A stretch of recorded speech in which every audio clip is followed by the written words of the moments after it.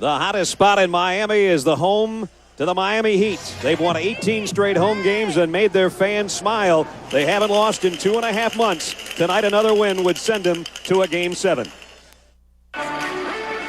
Pacers Heat has been a series of passion, intensity, and home court, with a home team prevailing every time. The Indiana Pacers have been dominant in their victories, winning each game by double digits. But with 18 straight home wins, Miami has proven they're the hottest team in the NBA. This is the Miami Heat I know and love. This is a series that has seen all-stars become better and made playoff heroes out of rookies. There he goes again, baby. Dwayne Wade going to the rim. And seen unlikely players become unsung heroes. Tonight, the Pacers look to close out the series as the Heat try to force a deciding Game 7. A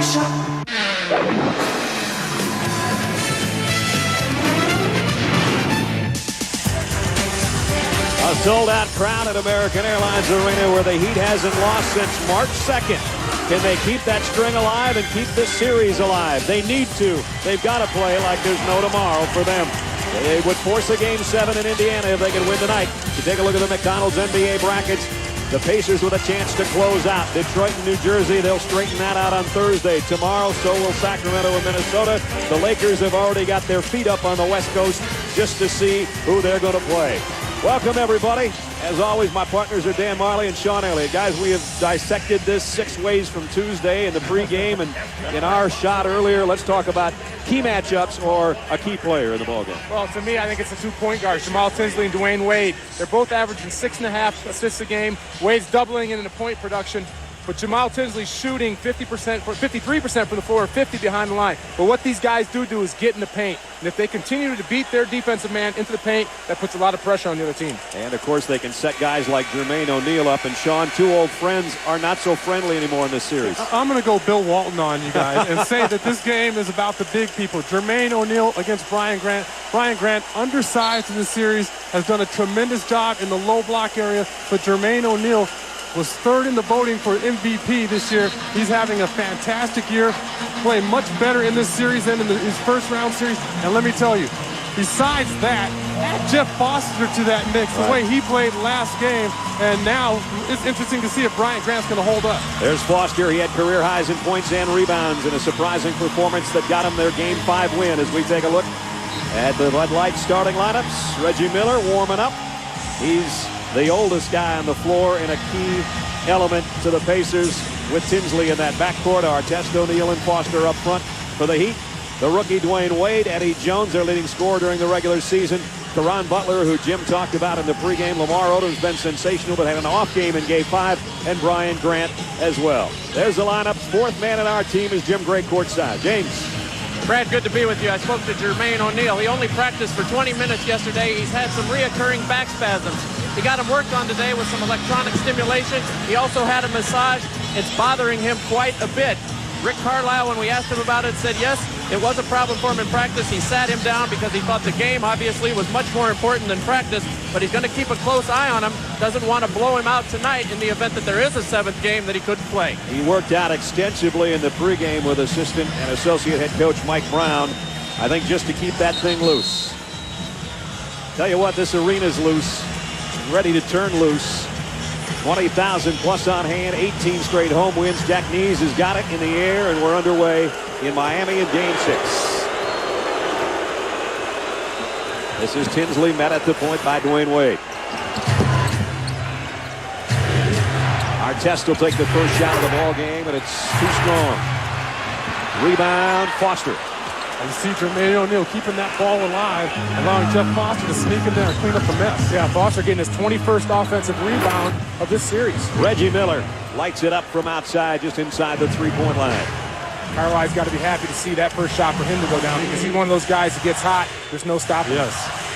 Reggie's had some quiet games. He was just 3 for 4 in the last game, but he did have 13 points because he went 6 for 6 from the free throw line. Here's Odom. Key tonight for Miami, and his first shot is in and out. And Foster already has his 2nd rebound. They've got to take advantage of that matchup. However, talking to assistant coach Mike Brown earlier today. He told me that Jeff Foster is a very underrated defender, can move his feet, play smart defense, and besides that, a lot of people don't know that he has athletic ability. He's just not some stiff out there. And if he keeps guarding Lamar Odom, he's going to stay underrated. Because that guy is just an offensive machine. 8 on the shot clock. Artest throws it away to Dwayne Wade. Reggie Miller to beat if he can. And does. And that's where I think the young rookie's at his best. He uses his strength and his ability to finish off plays underneath. Well, what I like is the way he played the passing lane. He anticipated that pass coming out, played it perfectly. Grant and O'Neal really banging as O'Neal goes to the low block, makes a tough catch on the baseline, and now has to throw it away, and Wade's got his second steal. Consecutive trips. He almost threw it away. What a catch by Eddie Jones. Butler. O'Neal one-hands the rebound. And that's going to be a key to the whole night, whether Miami can hit those wide-open 16, 17-footers, which they have been able to do here in Miami. 2-2 in the early going in Miami. Tinsley lobs it down to Foster. Somebody's going to have to shoot. They throw it away for the third straight time. This time Odom on the steal. Odom did a fantastic job being back, getting back in that play. He didn't allow Foster to just make an easy pass to Jermaine O'Neal. And Odom goes inside and forces a foul on Foster. Foster going baseline here. Thought he could get that ball along the baseline over to Artest. And Lamar Odom was able to step in front, and then Dwayne Wade doing a fantastic job anticipating that pass. And Reggie Miller, no shot in the open court. It's just Dwayne Wade, too young and talented. Odom at the free throw line has not exactly been stellar there in the playoffs. He's shooting 50% so far against Indiana through the first 5 games, but he knocks down that one. And something to watch as you look at his numbers on the series.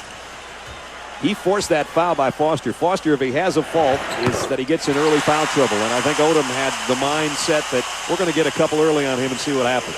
Well, they want to be aggressive, especially here at home, but it's not a good start for Indiana. They don't want to get this crowd into it, and they are by getting turnovers and allow Miami to get in the fast break. O'Neal will take the outside jumper. Rebound is Brian Grant's. A 4-2 Miami lead and a chance to add to it. Odom in the paint against Foster again, and he airballed the jump hook. If he makes that shot, his confidence skyrockets because he put a move on Jeff Foster. He left him frozen. Well, if they're going to allow him to travel like that, Foster's going to have no chance of guarding him because he walked when he got across the lane. And a whistle foul on Eddie Jones. Rick Carlisle, third playoff appearance as a head coach, 19 and 17, and one of only 2 coaches that won 3 straight division titles in his first 3 years. Pat Riley being the other. That's not bad. Win 2 Central Division titles in Detroit and then win more games than anybody else at Indiana in your first season. Excellent, excellent coach. Easily one of the best in the game. And on the other side, first-year head coach Stan Van Gundy, who took over a couple days before Halloween and thought it was pretty scary for the first couple of weeks. They started 0-7 and 5-15, and now here they are in the second round of the playoffs. Artest takes a jumper when he steps on the sideline. So another turnover. That's 4 turnovers in the first 7 trips down court for the Pacers.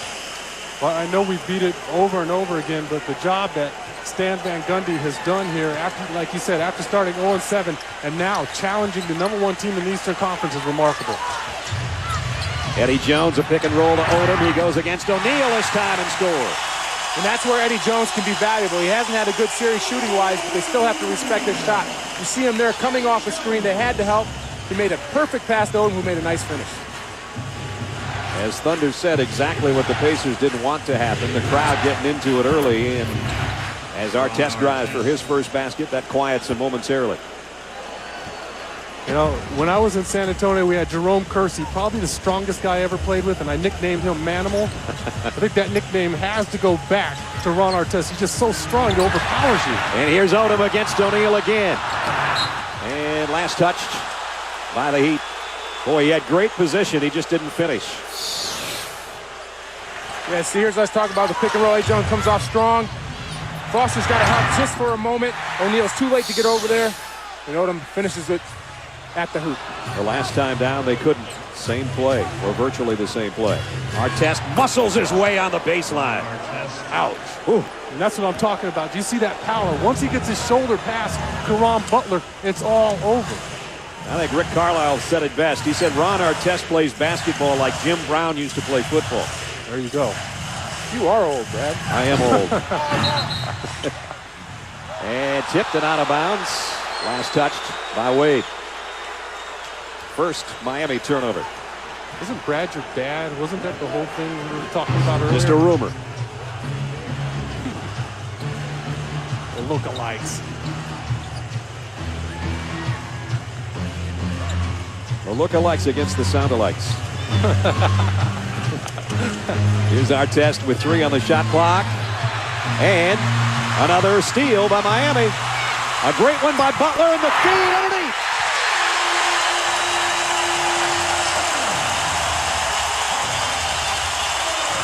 Well, that was all set up by Brian Grant's hard defense. Got the steal. Butler comes down and makes a great bounce pass, and Eddie Jones with a great finish and another turnover. Boy, just a ton of turnovers already. Indiana with 6 here in the opening 5 minutes. Grant on the baseline. Tinsley all alone for the rebound. Well, I like Miami's energy, particularly on the defensive end. They're swarming, they're playing passing lanes, they're anticipating, they're helping each other out.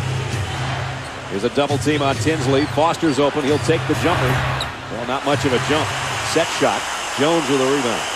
It's the second Indiana player you see hesitate. Jermaine O'Neal had a wide open shot several possessions ago. He hesitated, then Jeff Foster on the baseline. Reggie Miller flashes in front of Odom as he works against O'Neal. On the drive, too strong. Got it back, though, and score. Look what I found. Rick Carlisle's seen enough already early. He wants to talk about it.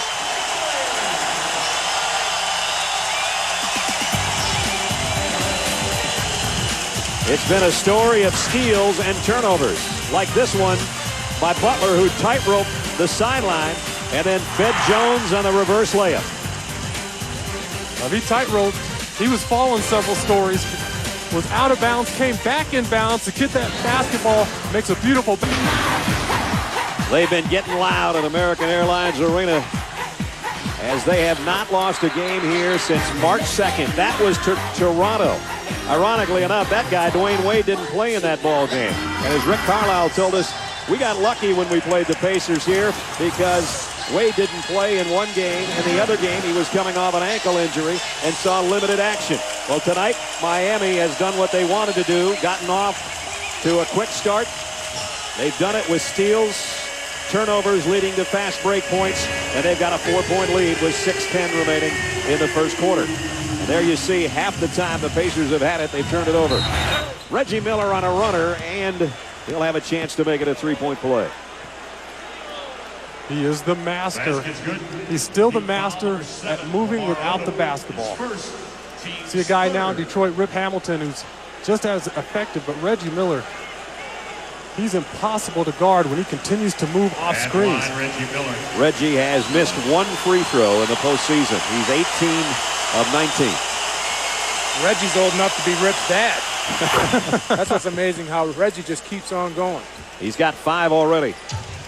His best game was 19. That was in game 2. Here's Eddie Jones for 3. There's the answer. And that's just a great timeout call by Stan Van Gundy. Wade ran his man off of Eddie Jones. He then went off a screen from Brian Grant. It was a set play to get a 3, and Eddie knocks it down. Now Reggie running around picks again. Got away from Jones momentarily. He'll try the same shot and the same result without the free throw this time. So 7 points for the soon-to-be 39-year-old veteran. Well, he came off that screen, and Eddie Jones didn't want him to get a nice open look. He gave him a nice little pump fake, just enough to freeze Jones, and he was able to get himself in the lane. Jones was on a baseline move, and Ron Artest stepped in the passing lane to knock it out of bounds. And Eddie Jones said after game 4, he got a nice call from his head coach at Temple, Cheney, and said, "Get your butt going, boy. You got to shoot some Get more." aggressive. It looks like he's coming out here with the mindset that he's going to get some shots up, and he's going to run Reggie around, make himself hard to guard. Here's Odom. There's 7 on the shot clock. He'll go right over Foster. And too strong, and O'Neal with a rebound. And he's got to make that shot to have Foster come up and guard him. That way he can get around him. If he continues to shoot that shot and not make it, he's going to be an easy cover. An overthrow to Artest, and Grant steals this one. Boy, it's turnover city here in the first quarter for Indiana. Almost half their possessions have been turnovers. Dwayne Wade almost gave one up for the Heat. Jones on a runner. Got his own miss. He knew he was going to miss, and he knocks it in the second time. That should have been a shot, a rebound, and an assist. I'll have to try that sometime in my backyard. It's hard enough to pull that off, but someone's not on you. Now, if that's down in the low block and it's Jermaine O'Neal, you can't do that to yourself off the glass. But that was a jump shot from the outside. Jones tracks down the rebound. It's a 4-point Miami lead. The crowd already definitely into it. Let's take a look at Eddie Jones, that last shot. Well, I know, Thunder, that you were athletic enough where you could have pulled this off in your day. Who you kidding?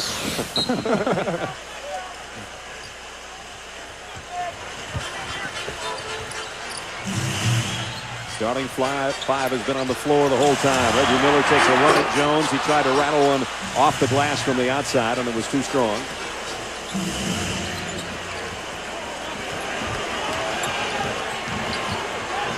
Tinsley double teamed.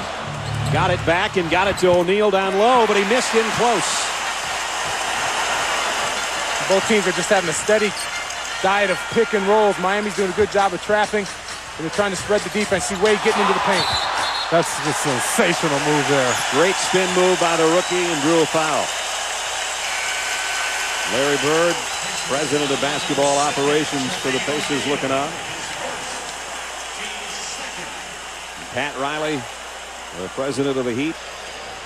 One of the guys, as I mentioned, the first 3 years he coached won division titles, as Rick Carlisle has done now in this his first season at Indiana. And here's a guy that I think the whole league is excited about. I tell you what, Brad, you watch this spin move here. You can teach guys lots of things. You can tell them to box out. You can teach them how to move their feet. You can teach them how to shoot jumpers. You can't teach them how to have a feel for the game like Dwayne Wade does. That spin move was otherworldly. And it got him to the free throw line where he knocked them both down. It's a 6-point Miami lead. That's just pure talent. What I like about him is learning to play the point guard position on the fly in pressure-packed situations. Here's Al Harrington, who's coming in. Out to Artest with 4 on the shot clock. Butler trying to stay with Artest, and he walked with it. And another turnover. He definitely changed the pivot point, but what I don't like right now about the Pacers' 2 stars, they're holding the basketball too long. They've got to make a decision right away when they catch the basketball. When they stop and they hold it, it allows the defense to get set. That's 8 turnovers in 19 trips down court. That's not a good ratio. Jones against O'Neal, looking for a foul, didn't get it. And now there's a foul after the shot. It's like Eddie Jones got killed in the lane. Fellas, the all-time greats with a little corn going on. Scottie Pippen, court side. David Caruso from CSI Miami. Last night was CSI New York and CSI Miami. Is that O.J. McDuffie? I can't see. He's got to put his hand down. There's Dan Marino. One of the all-time great sports figures in Miami. Everybody's here and everybody's up. And so are the Heat, 17-11. And what's amazing is the Heat shooting 37%, and Indiana shooting 50%, and they're down 6. Well, look at the job Brian Grant's doing on Jermaine O'Neal. He just forces him out of his comfort zone and makes Jermaine O'Neal go out to 18 feet instead of establishing himself in the block. Harrington working against Grant with 5 on the shot clock. Kicks it out on the baseline. Jonathan Bender's got to take the shot. Rebound, Ray for Alston. And there's a good example of Grant not using his muscle, but using his feet to keep in front of the Indiana player, not letting him get around him. Wade, the outside jumper, and it's Artest who muscles down the board. The story of this game for Indiana's got 8 turnovers already. Bender made a tough catch on the baseline. Short-armed it. Goes up strong the second time, and it's tipped out of there. Odom against O'Neal.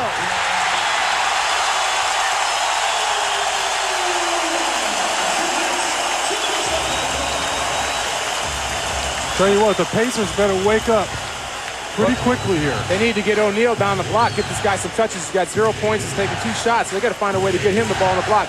Brian Grant's doing a fantastic job of not allowing him to do that. They should swing the ball and be able to get it into him on the repost. That battle is a game in itself. Sean talked about that before we started, and they are really banging down there. Or another turnover. You know, or he's got to release contact with Brian Grant, go back toward the bucket, make Grant fall, and then you can repost in the block area. But he just continues to wrestle and fight Brian Grant out to 18 feet, and that's playing right into Grant's hands.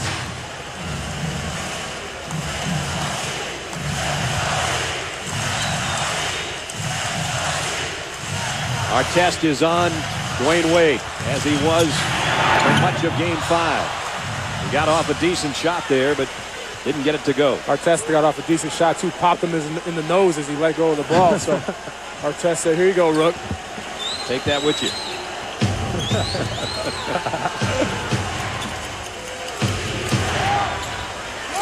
There's Grant again. Look at where Jermaine O'Neal's out near the three-point line. Artest throws up an air ball out of desperation. Well, the problem is they're standing there watching O'Neal. I think when he fronts them, they got to swing a guy to the high post, get him the ball, and let him lob it towards the basket, and O'Neal release and get it. Tell you, 11 first-quarter points isn't going to get it done. Alston has a look over to Stan Van Gundy. And you know, Miami's not exactly burning it up here with 19 not. either. I mean, they're not knocking down shots at a high clip. Odom faces Harrington, had it blocked. And Anthony Johnson brings it down for the Pacers. Artest has an open three. Got it. He's going to make that shot because he catches it. There's no hesitation. He's not surveying the defense. Goes right up into his shot. Nice rhythm jump shot from three-point line. He's going to knock that down a high percentage of the time. He's been shooting a high percentage all series long, shooting over 42% from behind the three-point line, so you can't give him that shot. That ended a drought of over 5 minutes from the floor for Indiana. Odom triple teamed and fouled. I think they're going to call it on Johnson, who tried to strip him down low. It's nice to see that Lamar Odom's right hand isn't dead. I mean, he was able to go right that time, beat his defender, stop, and reverse his position and get to the hole. Well, I'm glad. I like what he's doing because he hasn't been able to hit the outside jumper, and he's being aggressive and trying to get to the line. And Odom at the line is 2 for 2 tonight. As I mentioned, 50% in the series before tonight. There's his numbers, but he was 0 for 6 in the first half against Indiana in Game 5. Got all those points in the second half. Tomorrow night on TNT, Minnesota, they worked all season long to have that home court advantage. We'll see if they can put it to use against Sacramento in Game 7. Friday night on TNT, Western Conference Finals, Game 1 at 9. So Odom has 9 points already. Chance to go to double digits here in the first quarter. That one comes out. Final 5 seconds of the quarter. Artest goes hard to the rack. Wow. Had it pinned against the glass. What a foul. I don't care that he pinned that ball against the rim. He comes in there with such power and authority. Tell you what, the rookie stuck his nose in there, though. He's not going in there to mess around with it. I mean, he's not going to try to get nice and soft and lay this thing up and become finesse. He's trying to put people, the ball, half that Miami Heat team in the basket. Dwayne Wade went up and said, you know what, get him from the free throw line if you're going to get him. And he got the first one. Wade's first foul. But he almost overpowered 2 or 3 Miami Heat players. He would have dunked that ball. That would have been a definite highlight. Artest leading scorer right now for the Pacers with 9. Odom's got 9. Alston lets fly.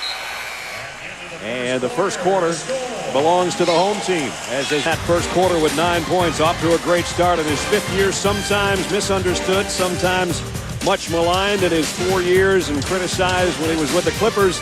Sometimes you don't see the good side of these guys, though, Jim.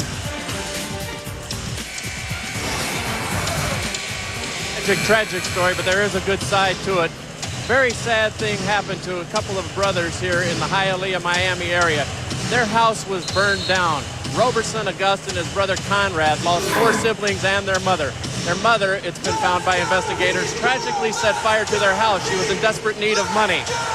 Lamar Odom found out about this story. When he found out about this story, he brought these kids down to a shoot-around. They've now been coming to the games. They're attending their 7th game tonight. The Heat have not lost. Lamar Odom considers them good luck charms. When this story got out, Lamar was very upset because he didn't want anybody to think that he was doing it for the publicity. He's bought them several $1,000s worth of clothes, and he's just tried to help them in any way he can.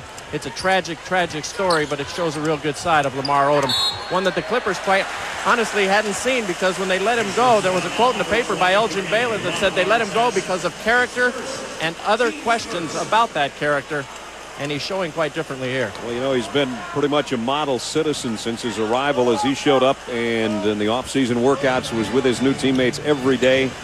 And I don't know if Robertson and Augustus know this yet, but if there's a Game 7 at Kensico Fieldhouse, the Heat plans that they will be with him.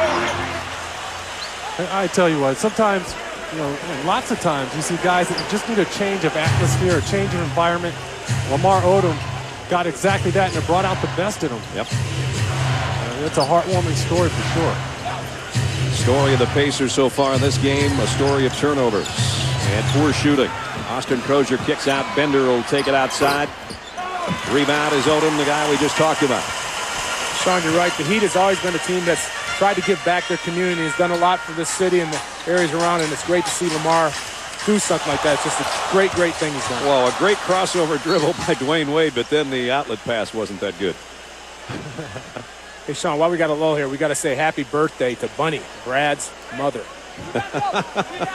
Happy birthday, Bunny. I love working with your son. He's a great guy. Yeah, happy birthday, Bunny, because you sure put up with a lot. Yeah, no, that's for sure. So these guys can't imagine this guy in the household as a kid. Yeah, these guys are just getting a taste of that. No, we've had enough of a taste. Indiana almost turned it over again. Down next three. Down next three.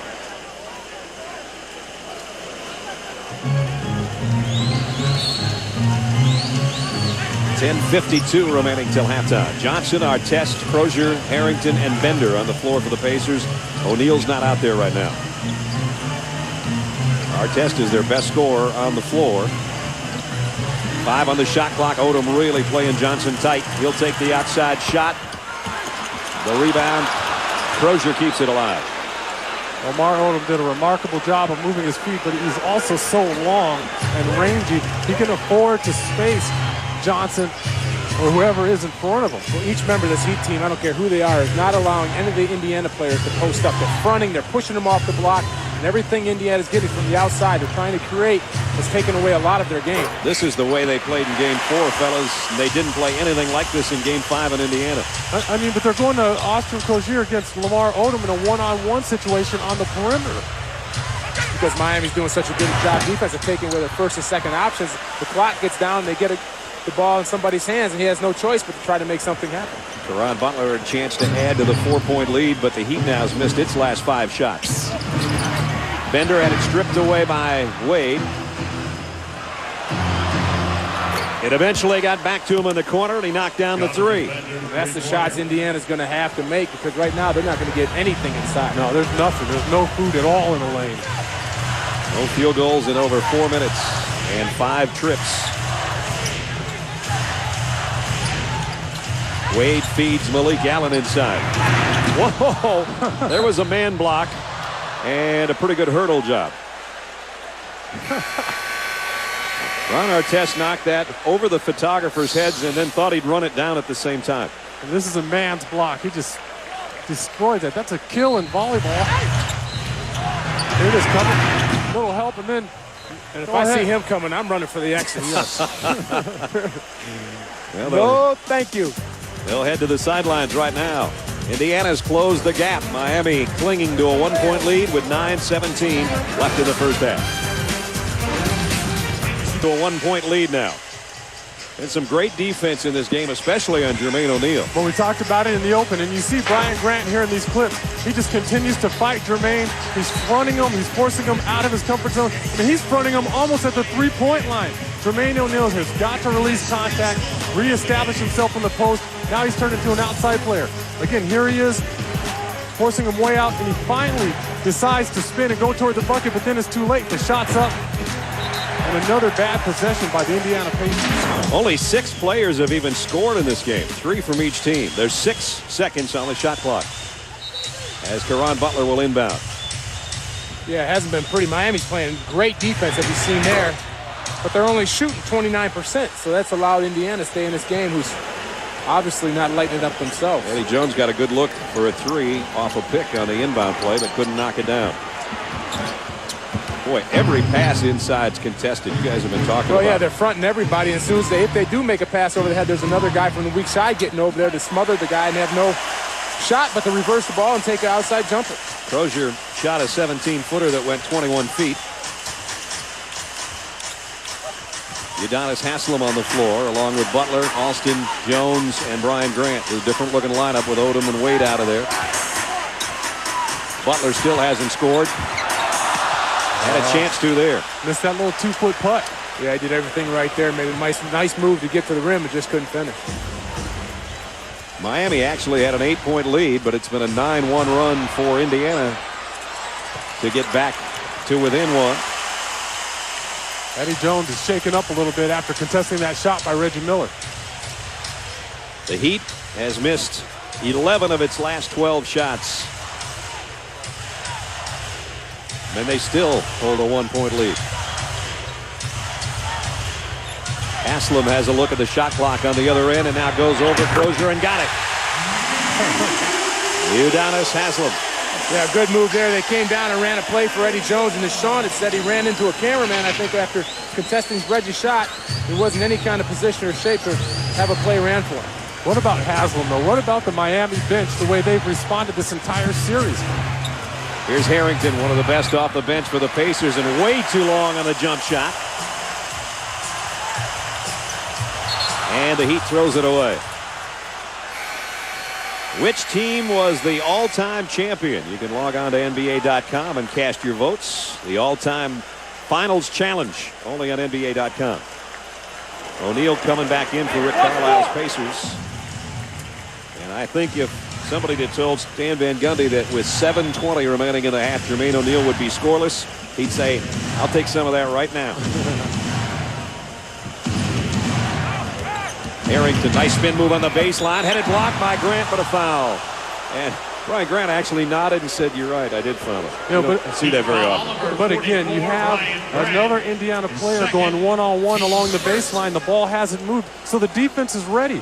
Look at Butler there. He's already waiting in the lane. Grant's able to get across in time because the ball isn't moving. It's not switching ends of the floor, or sides of the floor, rather. It's just staying in one spot. You throw it in the baseline, that guy goes one-on-one. Harrington is only 8 of 22 from the free throw line in this series. And he clanged that last one. Now the crowd comes to life for his second, and he hits that. That's his first point of the ball game. Only 6 total points in this quarter. Miami has 2, and Indiana has now 4 with that free throw. And we're 5 minutes into the quarter. Alston will try a 3. Kept alive by Haslem.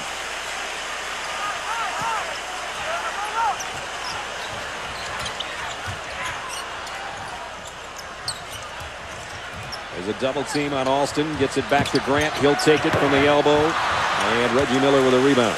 Beautiful defense by the Pacers. They're rotating, helping each other out. They kept Alston under control when he tried to come off those pick and rolls. What Rayford did wrong there is he didn't wait for his big man to set the pick. He went way too early, and that way Brian couldn't get there and get any kind of wood on the guy. He was able just to force it over and guard him. He's got to wait and be patient and let the pick and roll happen. Harrington with a tough jumper as he faded across the lane, knocks it down, so he's got the last 3 Pacer points, and we are tied at 22. Third time we've been tied in the ball game. Grant, nice position in low. And 3-second call. So Miami turns it over. But you see even there, Brian Grant's able to establish position because he's not wrestling Jermaine O'Neal the entire time. When O'Neal tries to front him or wrestle him, Brian Grant releases contact and comes back. He was posting in the paint area. And if he would have got a better pass, he could have went up and finished that. It was a bad pass, which got him in a bad situation and wasn't able to finish. You saw Odom check back in for Caron Butler. For Indiana, it's Bender, Miller, Harrington, O'Neal, and Anthony Johnson. Harrington's been the man the last 3 trips down court. 5 straight points for Al Harrington, one of the top 6 men in the business. And Indiana has only its second 2-point lead of the ball game. The first one was at 2-0 to start the game. That's probably one of the guys on this team who can catch the ball in the wing and go one-on-one and have some kind of success. And we got a whistle, a foul on Bender with 5:31 remaining first half. Guy who's brown to a guy that's gray. Here's Jim. All right, Brad, thank you very much. I'm here with Scottie Pippen of the Chicago Bulls. He won 6 championships. Scottie, a lot of reports at the end of the year that you might not return. Are you going to retire, or will you be back next year? Well, right now, I'm going to continue to enjoy my summer. I'm looking forward to coming back next season, but I haven't made a decision whether or not I'll be playing yet. A real interesting thing happened in Chicago when the Lakers came in toward the end of the year. Phil Jackson was there. Michael Jordan came down to see the game. Horace Grant plays with the Lakers. Paxson with the Bulls. You guys had a mini reunion. What was that like? Well, it was great. I guess it was the first time that all of us was together since the championship days, and really back in the arena because we won that last championship in Utah. So it was great for all of us to get back together and talk about some of the old times and having Pax and Horace. It was great. Did your former coach, the current coach of the Lakers, give you any indication if he's going to continue after this year? Well, not exactly, but, Phil is one of those guys, he takes it one day at a time, and he's not going to put any pressure on himself to make any decision. But, right now his team is doing well, so I'm sure he's not focusing on next season. About this series right here, who do you like? Well, Miami's been playing very well at home. They've defended their home court very well in this series, so I don't know. If they play well at home, Game 7 is anybody's game, really. You have to give credit to the home team, but it's a tough game. It's a game of a lot of pressure, and anybody can win that game. Last question. NBA.com is voting the best team of all time. Who's your pick? Well, I'm going to be biased and say the Bulls. I was a part of that team, but, there was a lot of great teams. I look back at the 83 76ers. I was a big fan of Julius Erving and the 76ers back then with Maurice Cheeks and Caldwell Jones. So, I don't know. I'm going to let the people that call in and vote make that decision. Scottie, great to see you. We look forward to seeing you next year. Okay, Jim. Thank you. Back to you, Brad. Thanks, fellas. Odom hit a couple of free throws while Jim and Scottie were talking, and they have the lead back. The Heat does by 1. O'Neal inside, tough shot, and that is his first points of the ball game with 5 minutes left in the half. That's the first time he got the ball relatively close to the basket. You can see what he does when he's able to get that close, makes a nice little turnaround jumper. Up to then, Brian has done a great job of keeping away from the basket. Odom walked with it, skipped just a bit as he got away from one pacer and then saw O'Neal and was going to try to attack the basket. 4th turnover this quarter, the 5th overall, suffered by the Heat. Hey, Brad, do you think we could get the people at NBA.com to have a poll to see who has a better tan? My partner, Dan Marley, or George Hamilton? Up until today, I don't know if Thunder had the better of the two, but he picked up some steam today. Here's Harrington underneath. He's fouled. I think Sean beats us both, though, so we're all right. But it's all natural, baby. Here we are. 2 tan guys and then another tan guy. I do have the best tan. It's genetics. Some of us are blessed.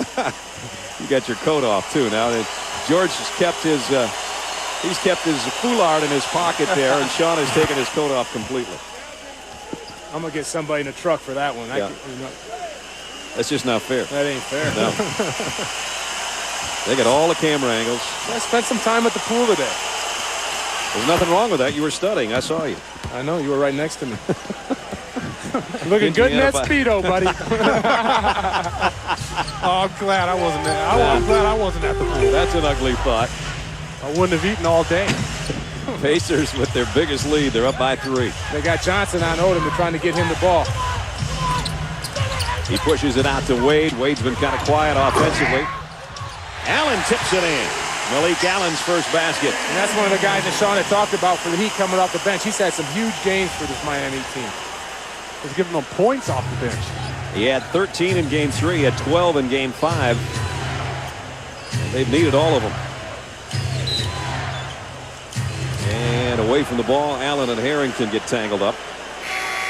But it's interesting to see Miami's team, that they're evolving as these playoffs go on. You know, their bench was a little maligned. Everybody was saying they were thin, but now you have Malik Allen stepping up. He's done a fantastic job.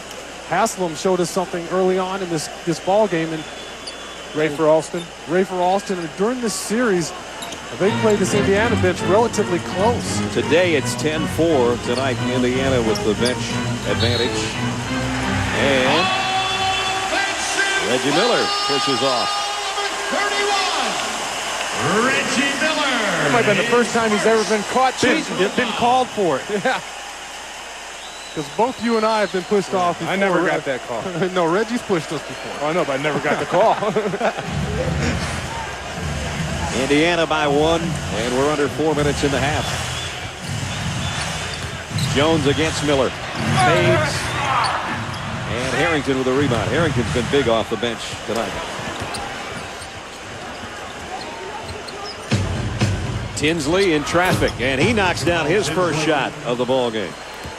Mistake by Miami there. They didn't trap the pick and roll hard. Tinsley able to get in the paint and knock down the little 14-foot jumper.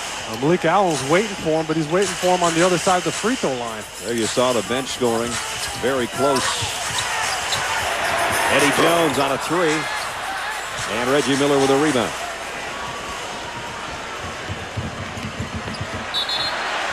On the baseline, Indiana turns it over again. Steve Javi gets a ride out of bounds from Harrington. For the Heat, Caron Butler back in the game. If Indiana values the basketball in the second half, the way they play defense, they can widen this lead a little bit. But so far, they just become too cavalier with the basketball.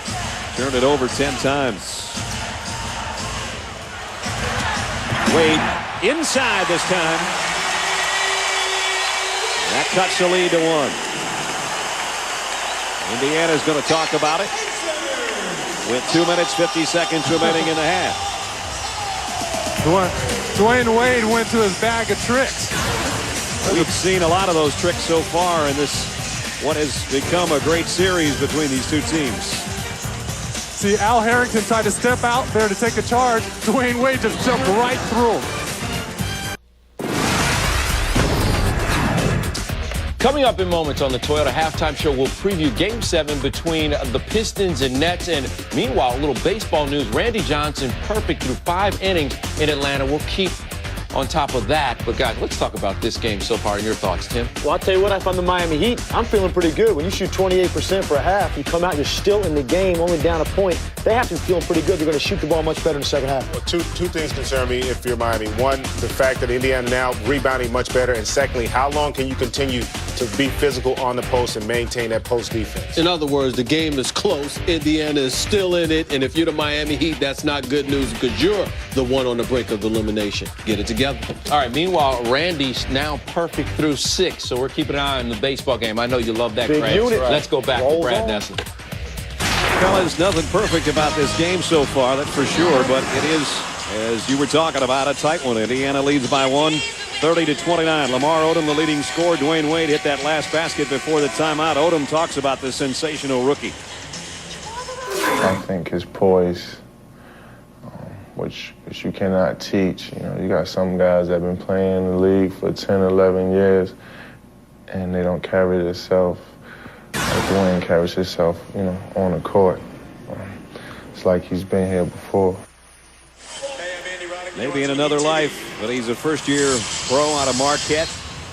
There's the rankings in the regular season, 16.2 points a game, but 20.4 so far in this series against Indiana. Just growing as a player by the day, by the quarter. O'Neal goes over the top of everybody, and that is his 3rd foul. How about Jermaine O'Neal? He finally gets around Brian Grant and runs into another Heat player and picks up the charge. Dwayne Wade was there to close the door. Jermaine looking at Jack Neese. And while he was walking down court, looked over at us and sort of rolled his eyes, but he's heading to the bench, and that'll be it for him for the quarter. He replaces Brian Grant. When he's on the floor in this series, look at that. Obviously, when you're one of the best players in the league, and as Sean said earlier, number 3 in the MVP voting, you're going to see that type of thing. Talking about a 100-point difference. Swing, anyway. Well, Brian Grant has to be commended for the job that he's done early on in this ball game. And he only has 2 fouls, and they've got him on the bench so he doesn't get a cheap third with 2:20 remaining in the half. He may have to be committed to a hospital after this series because he's got every kind of bang and bruise you can imagine out there battling those big guys. Oh, yeah. Wade had it knocked away by Tinsley.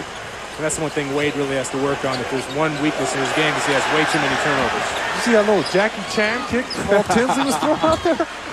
Artest goes up strong. Ron Artest. Artest has 11. So he's picked up the O'Neal slack. He's had games of 25 and 20 and 28. He's the leading scorer right now for the Pacers with 11. Artest is one of those guys like Kenyon Martin. When he goes to the basket, he not only makes up the basket, but he hurts you in the process. Yes. Jones reverse layup off the glass. Eddie Jones with 10. He's not going to go over the top and dunk on you anymore, but that's still a sensational move along the baseline by Eddie Jones. Artest and Jones get tangled up. Now it's Butler trying to stay with Artest. And he picks up the foul. There it is. Nice little give and go there. Malik Allen back to Eddie Jones. And it looks like Eddie jumped off. He did use his left leg, but able to carry underneath the basket and a little English off the glass. At the line, Ron Artest. Ron Artest at the free throw line. Where he's 2 for 2 so far. Shooting 70% of the series from the stripe.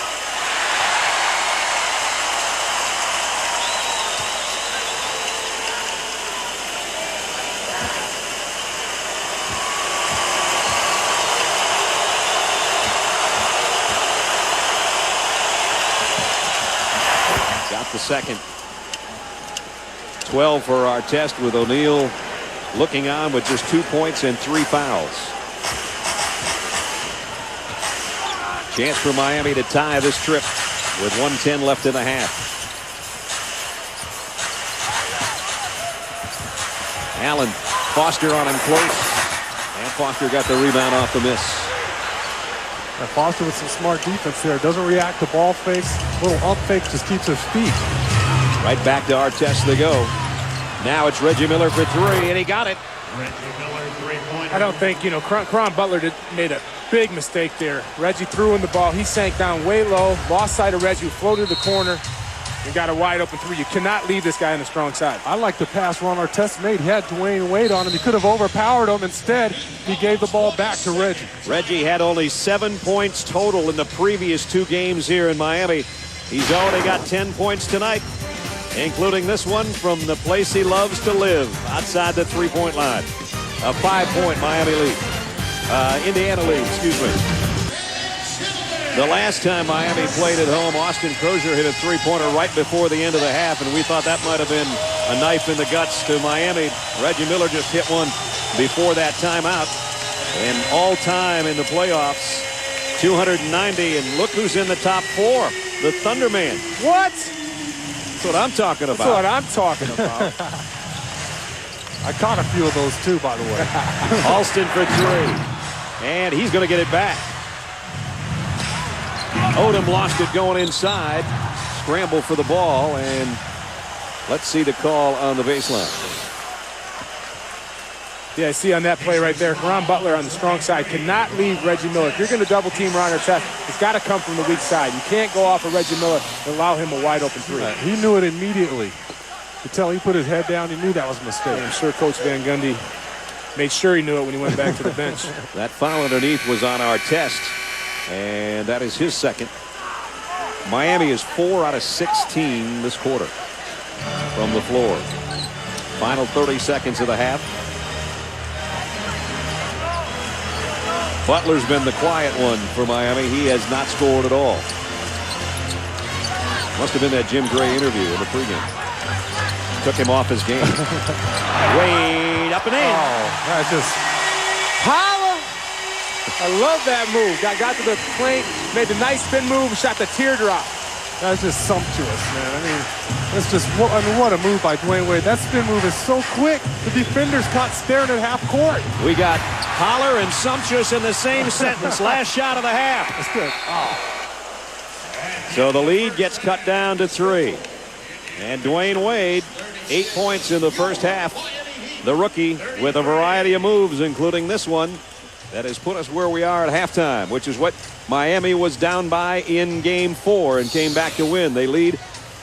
Indiana does by 3 as we check in with Jim. All right, here with Reggie Miller having a conversation with Steve Javie. What was that all about? Steve Javie? You know, playoffs, Steve Javie, Pacers, Heat, it's all good.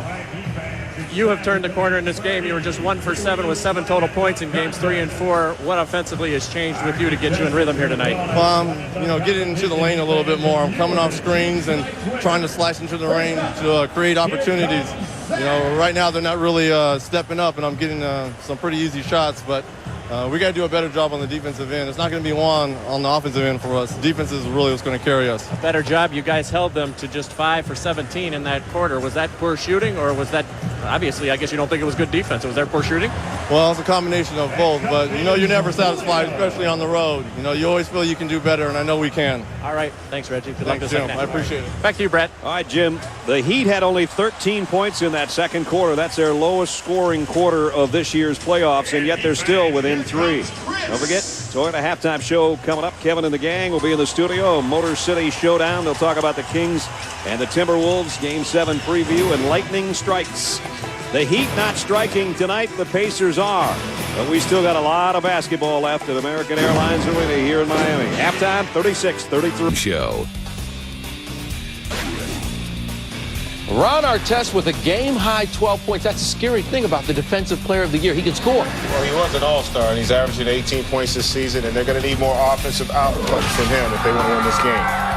Look at the folks out in Times Square hanging. I don't know whether those are Heat or Pacer fans. Can you figure that out? Or maybe they just want to be on TV. They're just NBA fans, Kevin. Yeah. Welcome to the Toyota Halftime Show. Tim Legler, Greg Anthony, Stephen A. Smith, Kevin Frazier. I'm trying to figure out why can't they be ESPN fans? They are behind us, rooting for us. It's always about you in some way, isn't it? Let's check out the numbers from the first half real quick. And what jumps out at you guys, Greg?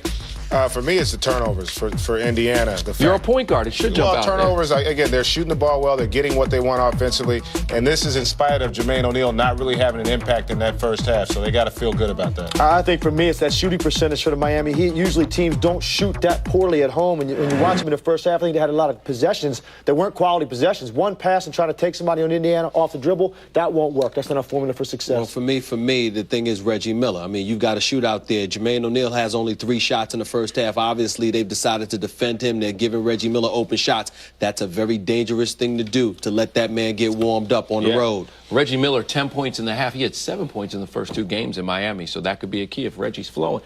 Proves no matter how old you are, you can still be tasty, right? There you go. And let's not forget about the other half of the Eastern Conference playoffs. The Nets and Pistons will hook up on Thursday night. Now, if a Game 7 is necessary between the Heat and Pacers, the party will start at 7 Eastern and then followed by the second game at 9:30. If not, it's Kia NBA shoot-around at 7:30 and then Game 7 between the Nets and Pistons at 8 o'clock.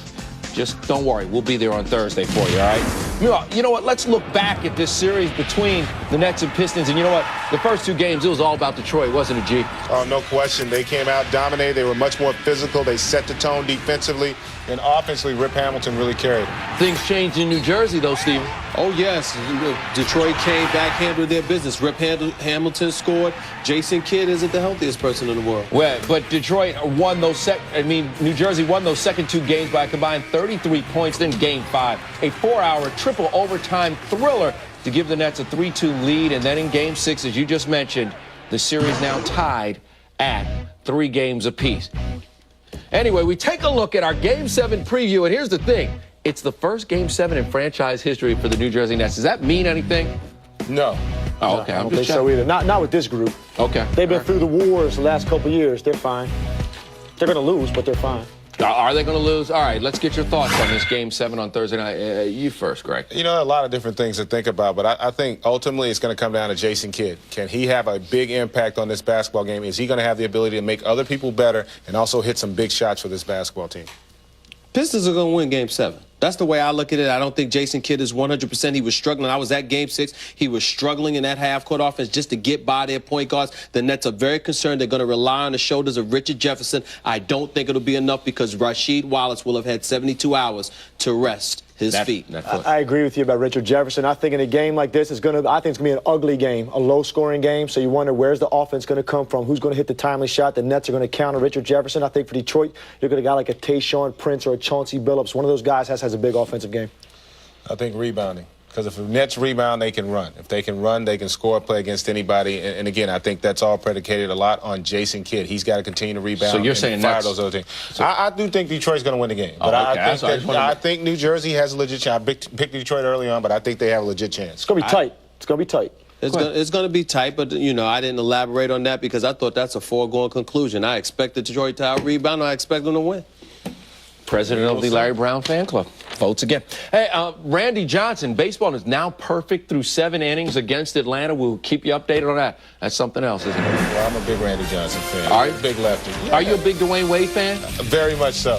He's awesome. Who's not a Dwayne Wade fan other than you? I love Dwayne Wade. You love LL. This halftime show is presented by the all-new Toyota Tundra Double Cab. Not just big, life-sized.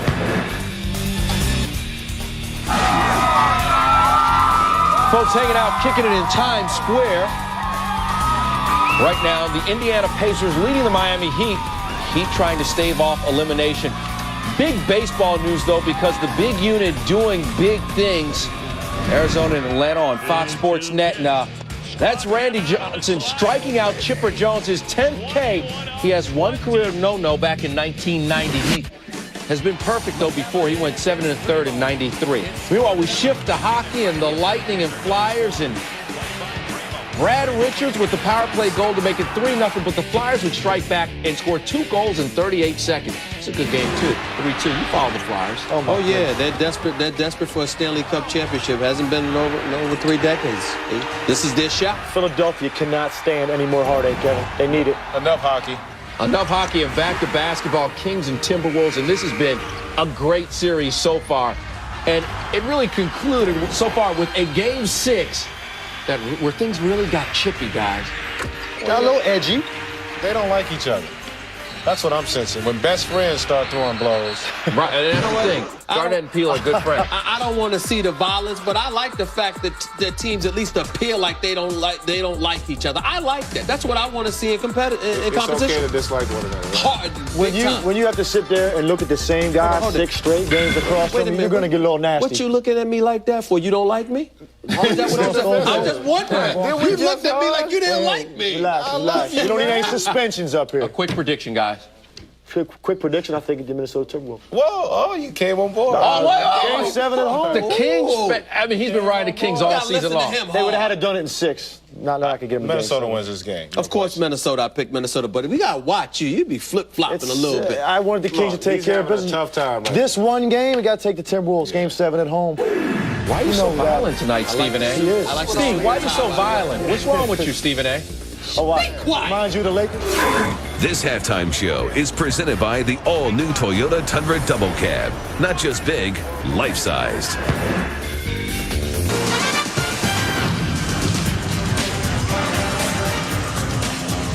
Just about set to start the third quarter in Miami, where Indiana leads at halftime 36-33. They led by 3 at halftime in Game 4. Miami came back to win that one.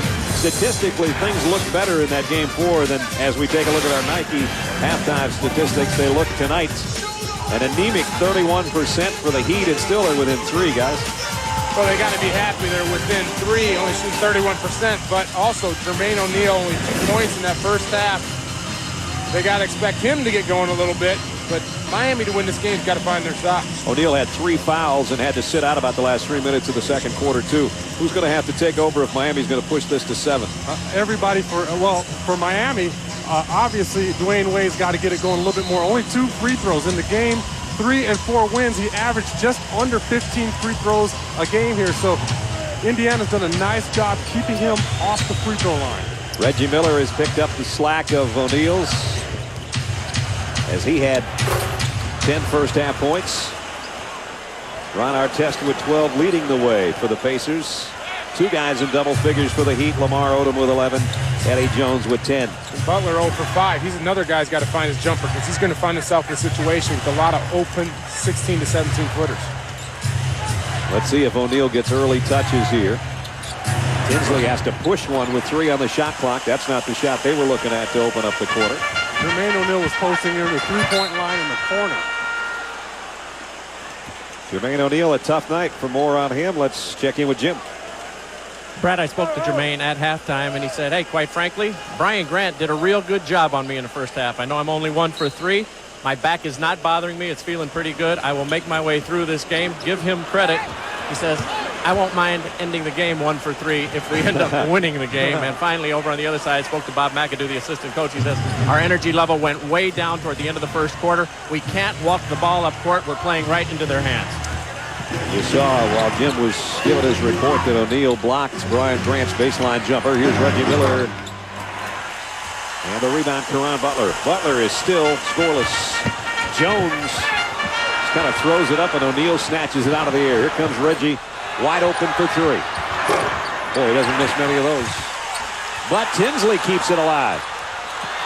Now the pass underneath, and Jeff Foster scores for the first time in the ball game.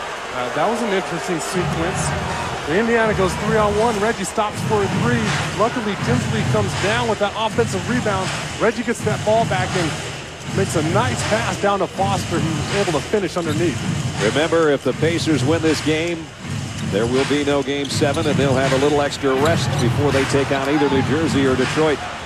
The Heat has to win this half and win this game to force Game 7 in Indianapolis on Thursday night. As Reggie Miller hits the basketball support hard down there. Wade picks up the foul. Reggie getting out in the open court.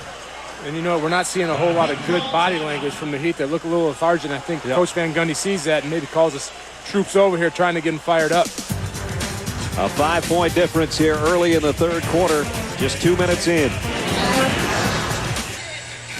There hasn't been much for the Heat fans to cheer about tonight. They trail by 5. Pacers aren't getting much from their all-star Jermaine O'Neal, but Ron Artest and Reggie Miller picked up some of the slack. And I wanted to applaud what Jermaine O'Neal said after halftime, because so many people, so many players in this league, they don't want to give credit to their opponent. They want to make excuses and say, well, I was off my game. It was about me. But Jermaine O'Neal rightfully hands the credit over to Brian Grant, because Brian Grant's out there. He's doing everything possible to keep Jermaine O'Neal out of his comfort zone. Reggie Miller in his comfort zone at the free throw line, where he's nearly automatic. 2 for 2 tonight, 20 of 21 in this series.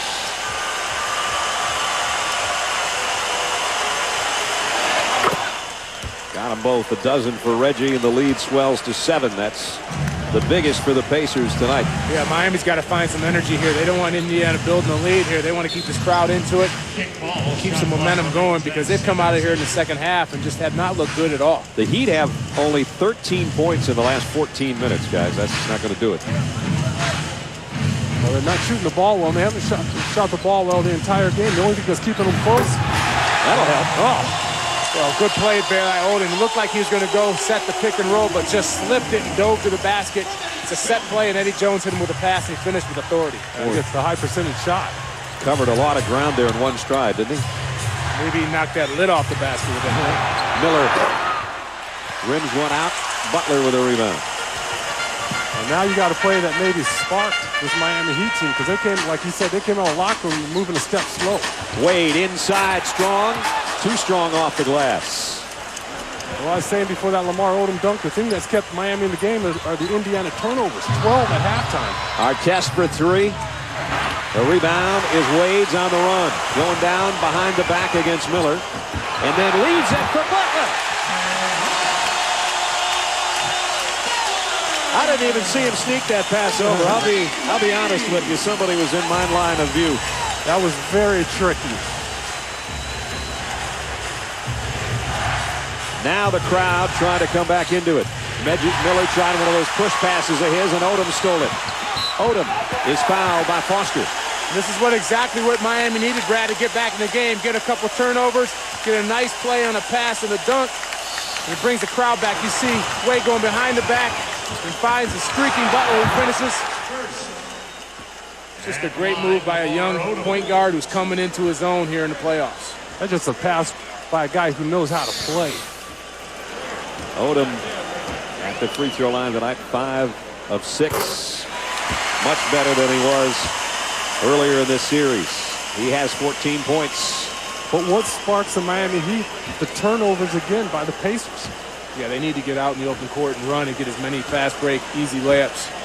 Because obviously their offense tonight is not helping them with the way they're shooting the ball. Well, as Stan told Jim Gray, we can't keep walking the ball up or we're not going to go back to Indianapolis. Now they're closer, back to within 1. Artest drives on Butler and drew a foul. Artest is obvious that he's worked on his footwork as well as his body. I mean, he's throwing little jab steps inside, out. There he is. Nice little crossover with his feet there. He's using that strength and that quickness. I mean, that combination is scary. This guy's so wide, he's so strong, and to add that quickness on top of it is something else. Knocks down the free throw, 13 for him. Must be all those beans he eats. His wife, Kamisha, says she has to put beans in almost everything this guy eats. She says it's good for protein. It is. Makes me strong. Beans are good. I'm trying to get you guys away from those 48-ounce porterhouses you keep swallowing down every time we go to dinner. We have some, Dan has some other issues with the beans. I'm a Midwest guy, and I eat beef. You're going to start growing horns, partner. 2-point game. 8:15 remaining third quarter. Butler still can't find it from the outside. His only basket was inside. Artest on the run. Great pass, and Butler fouls him, and that's 4 on Butler. Yeah, as soon as Butler released that shot, Artest was gone, streaking down to the offensive end, received a nice pass, made the layup, and got fouled. See Miller getting the rebound here, getting it out to Tinsley. Perfect pass. That ball only touched the floor once, and that was Tinsley just to put it down to gather the handle, and then the outlet down to Artest. And I've watched every game in this series, and those last 2 fouls by Butler, those guys are killing each other, and he calls those little touch fouls. Yeah, exactly. Those 2 guys have done extra. They're like a heavyweight fighters just banging each other. Artest, whose dad was a boxer. He plays like it, doesn't he? Got it. 3-point play for Artest, 4 fouls for Butler, and the lead goes right back to 5. Just when Miami had something working, Artest took over. Indiana's done a nice job responding. Wade trying to feed the baseline to Grant. 7 to shoot. Udonis Haslem inside. Too strong off the backboard. And Foster doing a nice job there in the thick of the competition, the action underneath, coming down with a big rebound. Each team only 2 field goals this quarter.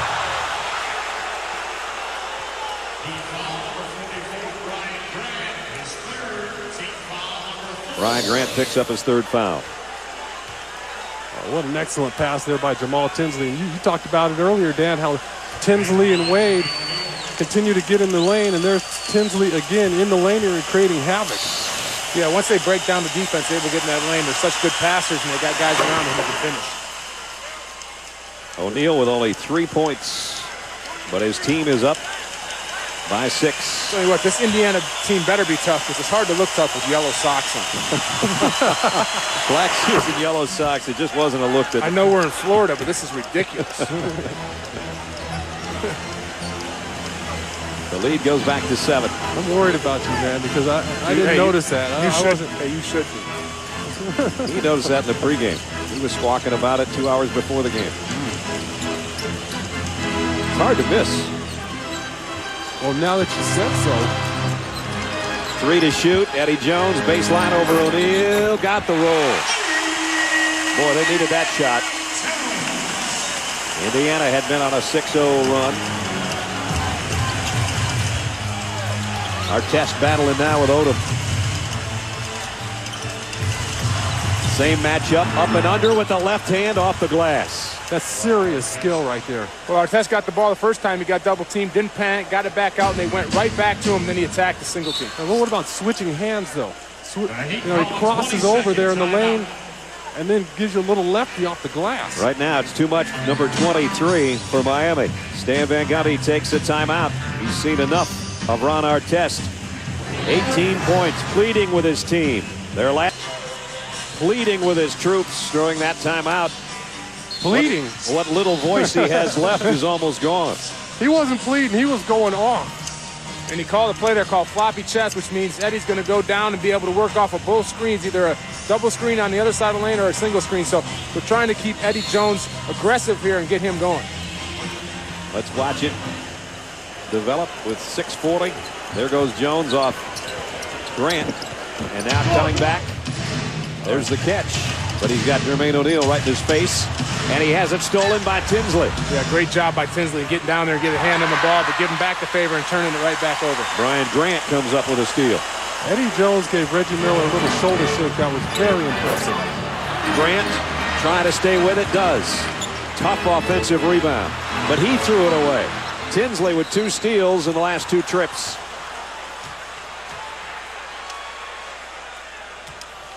Tinsley had 3 steals in the last game, 3 steals in game 4, and he's got 2 the last 2 trips right here.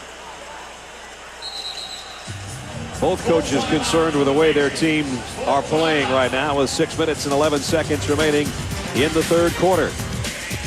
Pacers trying to close out the Heat. They've got a 7-point lead with 6:11 to go in the 3rd.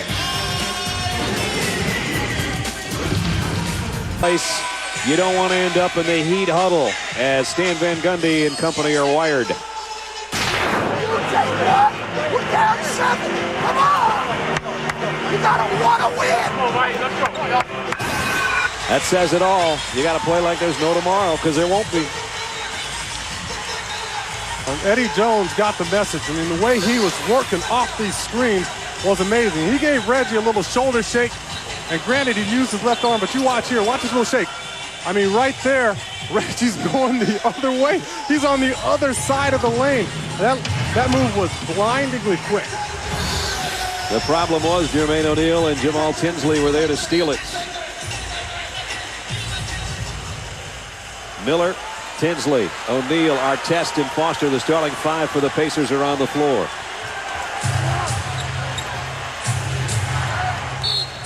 And Jones bumps Reggie Miller.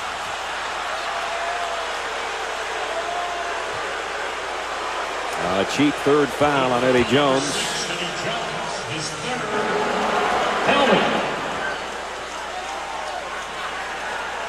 Well, it's a nothing foul except for Reggie Miller gets to go to the free throw line. And you can just count those. Unless the Nestler curse. I don't think it's going to get this guy. Hey, it's been known to happen. 3 for 3 tonight. This guy next to me wields amazing power.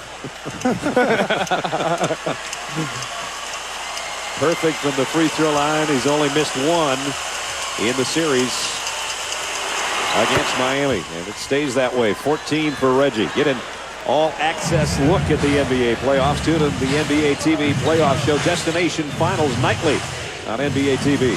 Brad Nessler, Dan Marley, Sean Elliott, Jim Gray from Miami, where the Heat are in trouble now, trying to force a 7th game and trailing by 9, their biggest advantage for Indiana tonight so far. And that's what Wade needs. He's been kind of quiet this whole game, and we talked about it in the other games. This has kind of become his team and his city. He's got to put this team on his shoulders right now. He's got the ball in his hands. He's got to be aggressive. He's got to get into the paint and get to the free throw line. That's asking so much of a rookie. Yeah, but he's done it, so often in this series, and there it is right there. At home, 29 free throw attempts on the road. That's cut in half, and tonight, that's only his 4th attempt. It is asking a lot, Brad, but the guy's got such a great ability to get around his guy and get into the paint. And if he's able to do that, it's going to make it so much easier for the rest of the team. Well, they trust him. There's no doubt about that.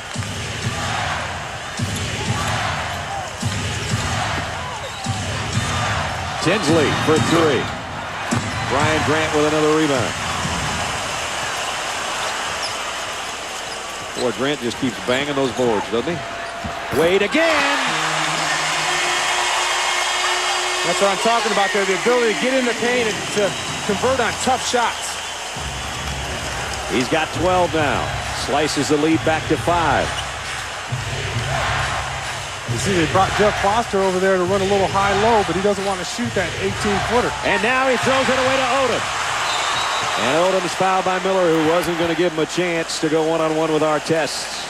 Pacers foul, number 31, Reggie Miller, his second, team's Dwayne third. Wade, the guys were just talking about him, that he has to take control in the last 2 trips down court. He has. Well, this is a guy who's going to have the ball in his hands, bringing it up. It's up to him to be aggressive and to get this crowd back into it. A 5-point game, just under 5 left in the third quarter. Odom working against Artest. Grant outside jumper.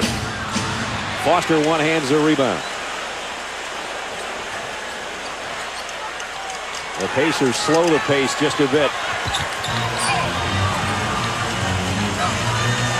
Kevin Frazier and the guys are in the studio. We understand there's something special going on in baseball. We're going to go to that as soon as we get a whistle here in Miami. A runner on the shot clock up and hits the top of the backboard. It'll go over to Miami, and we'll send it over to Kevin. Brad, something special in the world of baseball. Randy Johnson has thrown the 16th perfect game in regular season baseball history. He becomes the 6th guy with a no-no in 2 different leagues. He had a no-hitter back in 1990 with Seattle, so it's 14 years since no-hitters. But Randy Johnson does it in Atlanta tonight, no-hitting the Braves. Brett? Perfect game for my partner's neighbor. Yeah, good for him. I'm real happy for him. He is my neighbor, but must have been off the soft toss in the winter ball that I had out in the front lawn. So you said there's nothing like playing catch with Randy Johnson in the backyard. well, it's Now, nothing like coming home when you got that. a Cy Young Award winner living right next to you. So I'm so happy for that guy. He deserves it. He's worked hard to get his knee back, and that's great for him. Block shot underneath. Outlet pass. I don't know if Jones can track it down. He can't. So just when the Heat looked like they were going to come up with a turnover, they give it right back.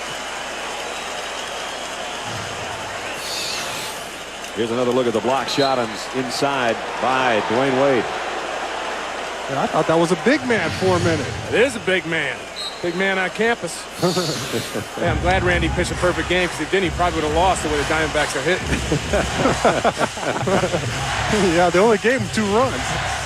I think the Braves have about 3 hits in the last 2 days, don't they? There's a whistle and a foul. And it's on Dwayne Wade. Foul number 3, Dwayne Wade. That's his second. And Jamal Tinsley will go to the free throw line. Tinsley has not had to be a scorer to be a factor so far in the series. His high game was the first one when he had 17. Game 3 he had 16, but mostly it's been as the leader in assists and steals for the Pacers in this series.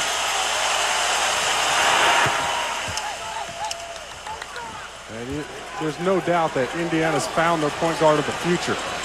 Yeah, and even he hasn't taken a whole lot of shots, but even when he has, he's at 50% from behind the line, and taking his opportunities when they're there. So he's been big all series, as long as you see him get the steal there. There's the steal again. So he's had 3 games in a row with at least 3 steals, and he takes that one coast to coast for the lay-in. How about using his body to keep Dwayne Wade away from the block? So for the second time this quarter, the Heat find themselves down by 9 and in trouble as we approach 3 minutes. Wade found Jones in the corner. Tinsley pushed him before he got the shot away. Jamal Tinsley, his 3rd year out of Iowa State. That's just being careless with the ball, and Lamar Odom kind of grabs it with one hand. And when you're playing such a good defensive team like Indiana, when that ball is delivered in the post, you got to catch it with 2 hands and protect it. Well, he had no idea Tinsley was behind him, and Tinsley read that pass all the way. There's the steals. Pacers at 4. Tinsley has 3 of those. 3 minutes in the third quarter. Wade drives and slams.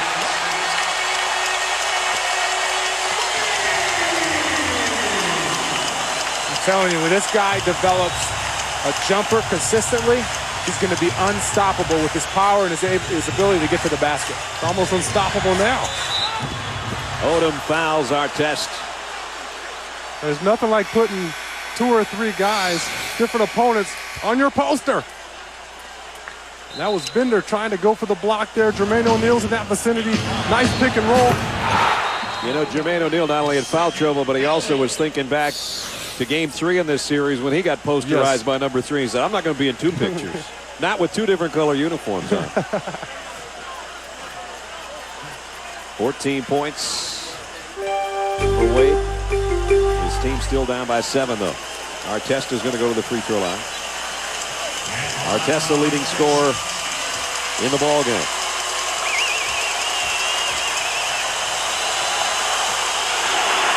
And he knocks down the free throw. Here's game 3, Dwayne Wade.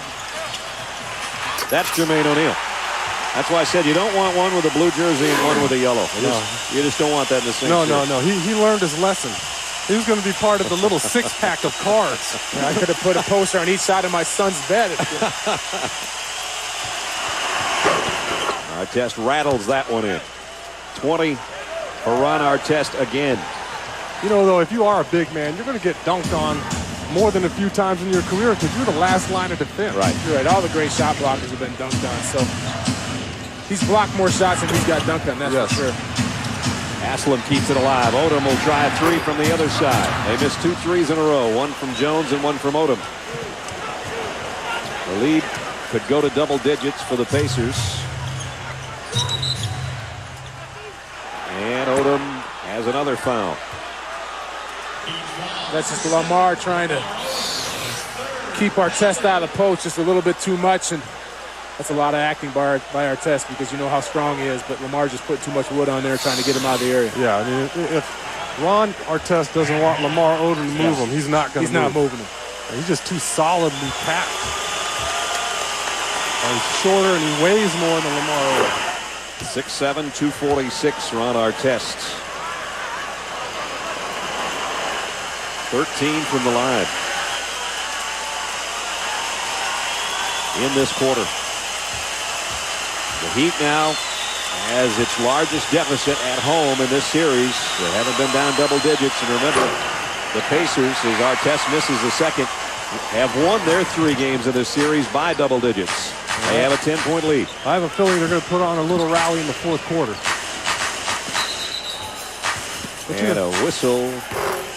But you know also, Brad, Indiana's put together some monstrous runs in their playoff series where they're outscoring people 30-8, 32-6. I mean, they've had some huge stretches where they've played some defense.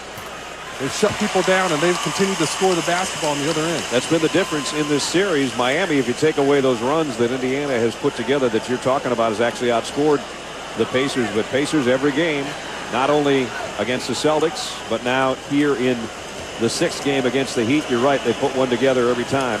That was a defensive 3-second technical that Eddie Jones hit the free throw on, and so the Heat will keep the ball with 2 minutes left, 3rd quarter. 2 minutes left in the quarter. Odom had it knocked away, but he's going to be fouled by Harrington. And Indiana just wants to keep this a half-court game, and they don't want Miami getting out there and running to get an easy basket. So they're doing a good job right now of controlling the game, and what that does is takes the crowd out of it. The crowd has not been into it nearly like they were last week when we were here, that's for sure. And you got to credit the Pacers. That was their game plan, and so far it's worked. As Odom knocks down the free throw, he's got 16. Tomorrow night on TNT, Minnesota and Sacramento will square off in Game 7. Decide that one at the Target Center. Friday night on TNT, the Western Conference Finals start Game 1 at 9 o'clock. Odom got them both. 17 for Lamar Odom. He leads the way for the Heat. Ron Artest, the top scorer for Indiana. Here they are together, hooked up on the left wing. Odom does a nice job that time. Now he switches off on Bender. O'Neal has not been a factor on offense. Artest got the loose ball rebound, though, and he's fouled again. He just never gives up on any plays. He stays in there. Even though that play was designed for him, he gives the ball back, and he just continues to search for a way to help his team out. He comes from the far right side there, and he just stays with it and gets a little gift. Well, Miami did everything right there except for boxed out. They kind of ran for the ball instead of holding the position, putting somebody on their back and let the ball come to them. And Like you said, Artest in the right spot at the right time and goes to the line. Artest, would he make a great football player? We've talked about that. There's Randy McMichael, who's on his way to all-pro status with the Miami Dolphins. I'd say those two are built similar. I guess Randy's a little wider in the shoulders, but I tell you what, I'd take Artest in that spot. Dave Wanstead would take him. Tony Dungy would take him. He just keeps hitting free throws. Eastern Conference semifinals. Miami's got to win this to force Game 7 Thursday night in Indianapolis. Otherwise, it'll be the Pacers to wait and see who they'll play, Detroit or New Jersey. Right now, the Heat in the hole with 1:20 left. They're down by 7 as Odom hits that shot. He did exactly what he had to do. He got it in the mid-post. Instead of taking a turnaround jumper, he squared his man up, took it to the basket, hit the little runner. Artest over Odom, fading away. And Eddie Jones went up high in the lane for the rebound. And that's not the shot Coach Carlisle was looking for. He'd rather Artest be, very aggressive and take the ball to the basket instead of standing out there and relying on a jump shot. Exactly. You can't settle. Just because they're running an offensive set for you doesn't mean you bail the defender out by shooting a long three. And they haven't been able to stop Artest at all in this series. And when he decides to go to the basket, he's getting there. The only one strong enough on the floor to guard him, strong enough, is Brian Grant. Here's Grant this time on Harrington. Harrington a quick move in the paint. And Grant with a rebound. Harrington goes down hard after the shot. Artest all over Jones. He barely got the pass away. Odom got a long three. In and out. That one would have made it a 4-point game with 15 seconds left in the third. You got to flush that toilet one more time. Rolling around there. The Heat hit their first 3-point attempt of the game, and they've missed all 8 since. Here's Johnson working against Alston. A runner in the lane, and that will end the third quarter. Well, it's a 7-point game with 12 to go. Here's the toilet that didn't flush. Dwayne Wade looking on, knowing that would have been a huge shot before the end of the third quarter. The Indiana Pacers in Miami. They haven't won yet here in the series. They've got a 7-point lead with 12 minutes to go, and then they can go rest by 7 as we get set to head to the fourth. And we take a look at our Sprite mad skills in this one. A kid that's got a lot of mad skills already, and they're only going to get better and better and better. The rookie Dwayne Wade, 14 points.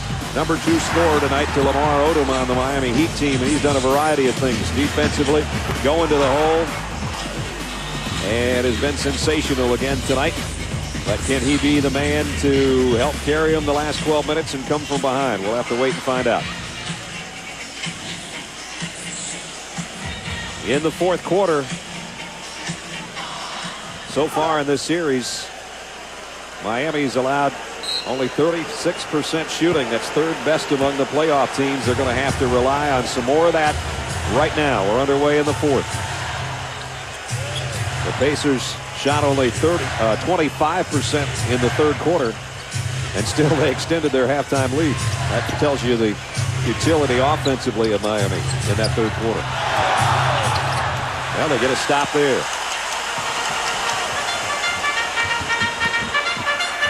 Butler underneath. Has to give it back outside. Well, you're right, Brad. There's no discounting. They're going to be great defensively. It's whether they get out there and hit some shots and make a run offensively. Well, they passed it around and got the extra pass to Udonis Haslem. And they've got it back to 5. Indiana was playing hot potato with the basketball that possession. Everybody that had it for a split second and got rid of it. Well, he found somebody wide open underneath the bucket. Bender turns on Wade. Tough shot on the baseline. Alston out of the pack and on the run in a hurry. And Artest sends it over to the baseline, and he got it to Tinsley, but he stepped on the sideline. Boy, would that have been a special block. Artest knows it. Knocked it right over to Tinsley, but he ran out of real estate. A Ray for Alston, just a handful. He's mixing up Anthony Johnson in the open court there. And thank goodness, if you're a Pacers fan, that Ron Artest was there to save 2 easy points. What a game he's had again. The crowd is trying their darndest. 20,000. Trying to exhort the team on. Wade off the glass. That'll light him up. Well, I'll tell you what, Artest is on him one-on-one. Who thinks they can stop him? Van Gundy said, let's clear it out. Let Wade go one-on-one. Artest played very good defense. Wade just hit an unbelievable shot. Did you see Artest's reaction after Dwayne Wade knocked that shot down? In disbelief. I think the Heat have their fans' attention now. The guy we talked about, mad skills, I'd say, off the window. 16 for Dwayne Wade. The crowd alive. 10:37 left in Miami.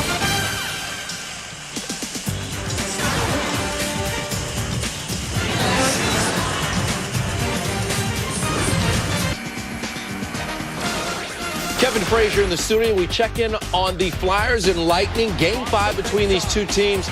Brad Richards' goal made it 3-0 Lightning. That was the third power play goal for the Lightning. But Flyers strike back. They scored twice in 38 seconds. It's still 3-2. Just a little over a minute left. Brad? Oh, the light going on there, and the crowd lit up here.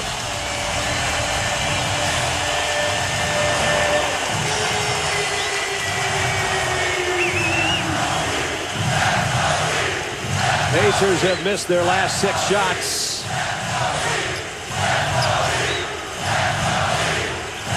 7 on the shot clock.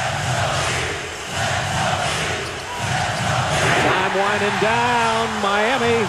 O'Neal got it away. But the rebound is the Heat's. Alston leaves it for Wade. Miami continues to make runs, and Indiana just responds playing one-on-one. Wade knocks down another one. Uh-oh, this place is about to erupt.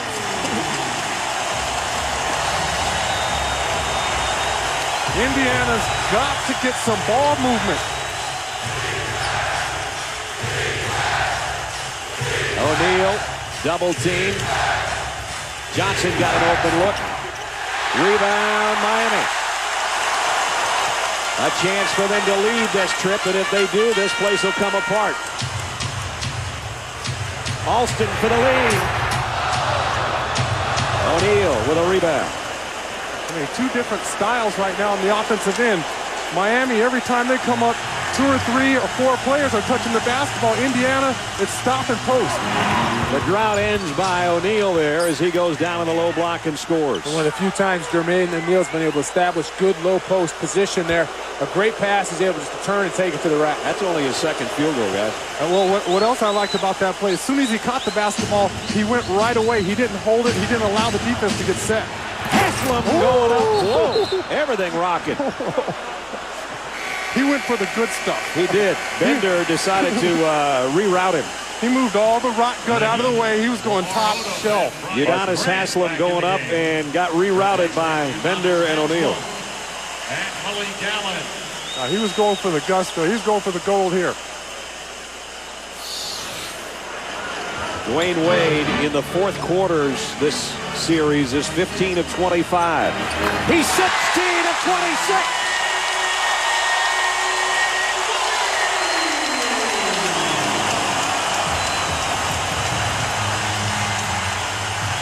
I guess you guys are right. Rookie or not, his shoulders are big enough. Miller doesn't quiet the crowd. Grant the rebound. Tell you what, I'd be inclined to try to get the ball out of his hands if I was the Pacers. Miami leads.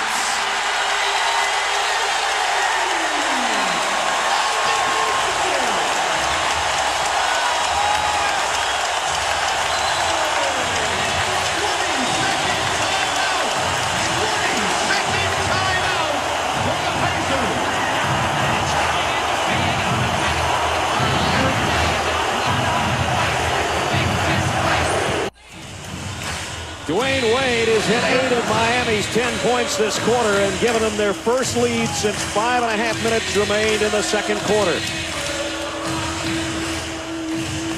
We're wading in high tide, fellas. Tell you what, yeah, they call this place Miami-Dade. Now this is Miami-Wade. This guy is not only taking to the rack, now he's starting to pull up and hit jumpers with people in his face. And he's done this all series. Big shots, 4th quarter. This is his time. You're looking at a bona fide superstar in the making. No question about it. O'Neal banging with Brian Grant down low, and Grant picks up his 4th foul. Watch Dwayne Wade the last couple of trips. First the outside jumper, buries it. Then inside with a floater. And that's an and one, by the way. Got hit on his forearm. Grant's fourth foul. Let's see if O'Neal can make him pick up his fifth. Not that trip.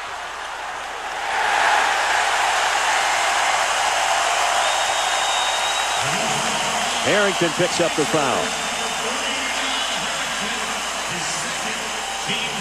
Miami leads by 1 with 8 minutes left. With Dan Marley, Sean Elliott, Jim Gray, I'm Brad Nessler. Miami has warmed up this quarter. They had to. They're facing elimination. Wade again! Wade this one off. And that is 4 on him. That's Wade just taking what's given to him. He wanted to go off the screen and roll. Artest made him go baseline. He spins on him, takes it hard to the rack. Good job by O'Neal getting over there and establishing himself and taking the charge.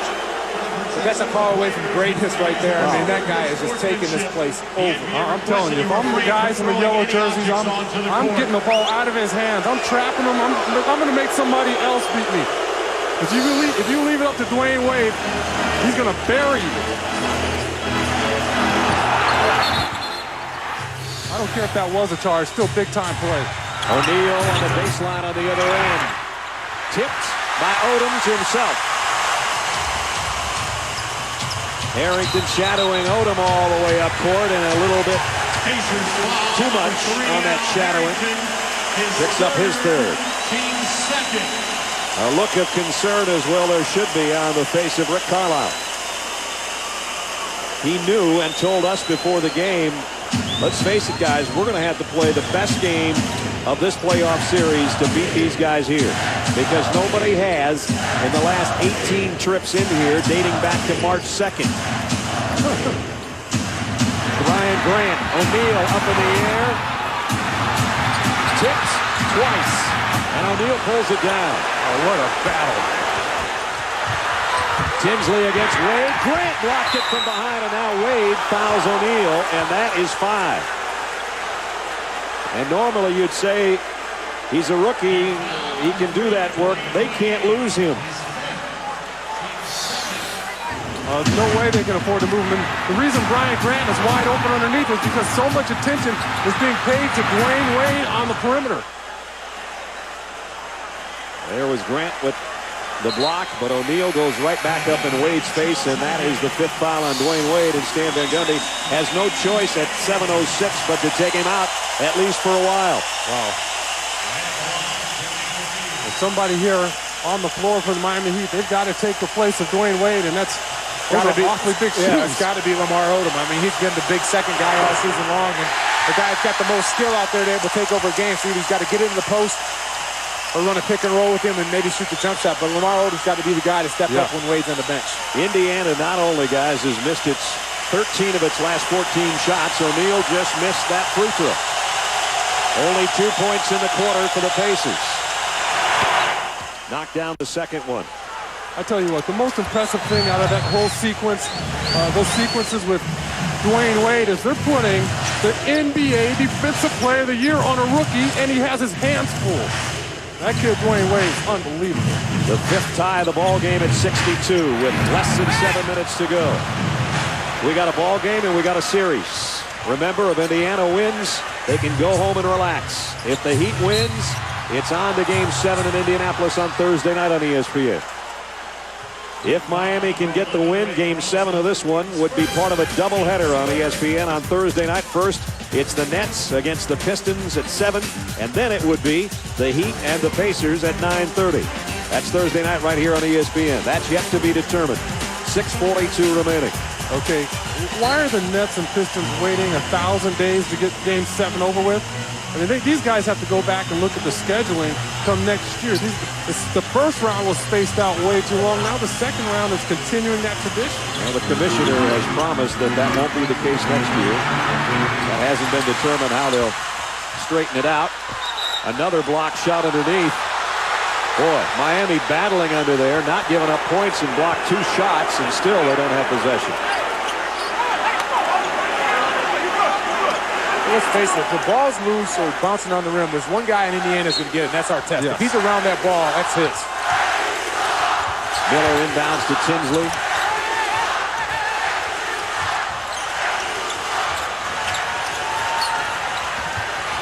Pacers work around the perimeter. Now O'Neal at the free throw line from 15 is short. And Odom's got the rebound. I know he can shoot that shot, but that's not his strength. His strength is in the low block area. You can't settle for a free throw line jumper in the guts of the game.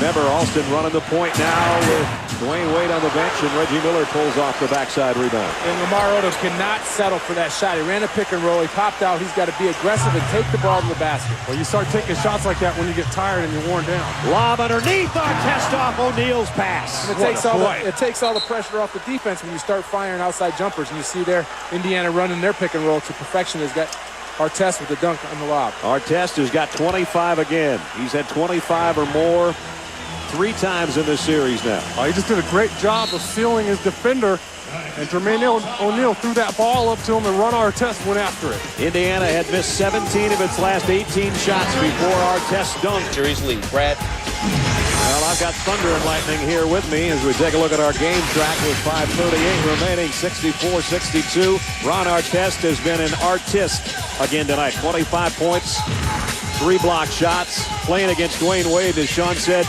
He's had his hands full with a rookie. 22 points, but 5 fouls. Wade has had to sit the last couple of minutes, and he's not coming out of this huddle either. Yeah, it's more like mostly cloudy and slight chance of rain instead of thunder and lightning these days. Don't sell yourself short. On the floor for the Heat, Butler, Odom, Grant, Alston, and Eddie Jones. Reggie Miller, Jamal Tinsley, Jeff Foster, Ron Artest, and Jermaine O'Neal will take the floor for the Pacers. 5:38 left. Indiana, a win can go home and relax. If the Heat wins, there'll be no relaxing because Thursday night will be Game 7 in Indianapolis. You know, Miami's got to find a way to keep this game real close with their best player, their point guard, Wade on the bench. They got to find somebody to step up and make some big baskets. Here's Jones, slip free around Reggie Miller. And Tinsley with a rebound. Well, they've got to play with some confidence. Brian Grant pretty much hugged Reggie Miller, not to let him get around it to get to Eddie Jones. Reggie on the offensive end drops it off to Artest, isolated against Caron Butler, and defensive 3-second call is what we're going to have here. Just like Wade, Indiana's got a guy that Miami hasn't been able to stop an Artest. He's just been a monster out there. You see him get the ball, and you're even anticipating him going one-on-one, and they get the illegal defense call. Stan Van Gundy says, all right, 5 minutes left. It's time to play like there's no tomorrow. Wade's going to come back in. Reggie Miller will go to the free throw line, 5 for 5 tonight from the stripe. That's his 15th points. Here comes Dwayne Wade back in. Alston will sit down. So it's do or die time right now, in the opinion of Stan Van Gundy. He waited about, 2 minutes maybe, and said, all right, it's time. All he needed to see were a couple possessions. Get my superstar back on the court. The beginning of the season, can you believe we'd be saying that right now? With all the hype of LeBron James and Carmelo Anthony, we're talking about a rookie having to come back in this game and try to save his team. Still Pacers ball. Yeah, here you see Jermaine O'Neal's having an awful offensive night, much because of Brian Grant. But you see still he's a team player getting a hustle, throwing off of Brian Grant's dreadlocks. Good thing he's got all that hair. That could have hurt worse. That's right. Trying to pay him back for all that vicious defense, that ferocious defense Grant's been playing. Here's O'Neal in the paint. Kicks it out. Tinsley for 3. And Grant another rebound. Well, Jermaine O'Neal needs to stop in the lane, get some nice balance, a nice platform to go straight up with it. Instead of passing that ball out to Jamal Tinsley for a long 3. Brian Grant in double figures in rebounds. Here's Wade, the crossover. He'll give it up this time, though, to Odom. Odom through traffic goes against O'Neal, and O'Neal's got his 4th foul. And that's Odom's game. Instead of settling for the jump shot, he took it strong to the basket, stopped the clock, and got to the line. Did you see the crossover that Dwayne Wade gave Ron Artest? Nice job here by Lamar Odom to create a shot. Jermaine O'Neal At the line, Lamar Odom. probably had a little bit of a beef there. I'm officially not going to be surprised by anything Wade does from here on out. No, yeah, no. The guy's unbelievable. We saw him grow as a player all year long in this playoffs. He's made a name for himself. Lamar Odom pats him on the backside. Odom's got 20 to lead the way and has only missed one free throw. The Heat have hit their last 11 from the stripe. Make it 12. It's a one-point game. 4:20 left. I'm nervous.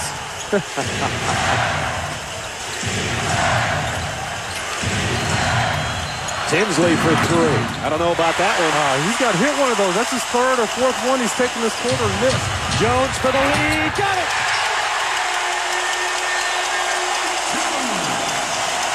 And that's the difference right now. You see Tinsley launching long threes. Miami getting the offensive rebound and running right down their throats and taking it all the way to the rim.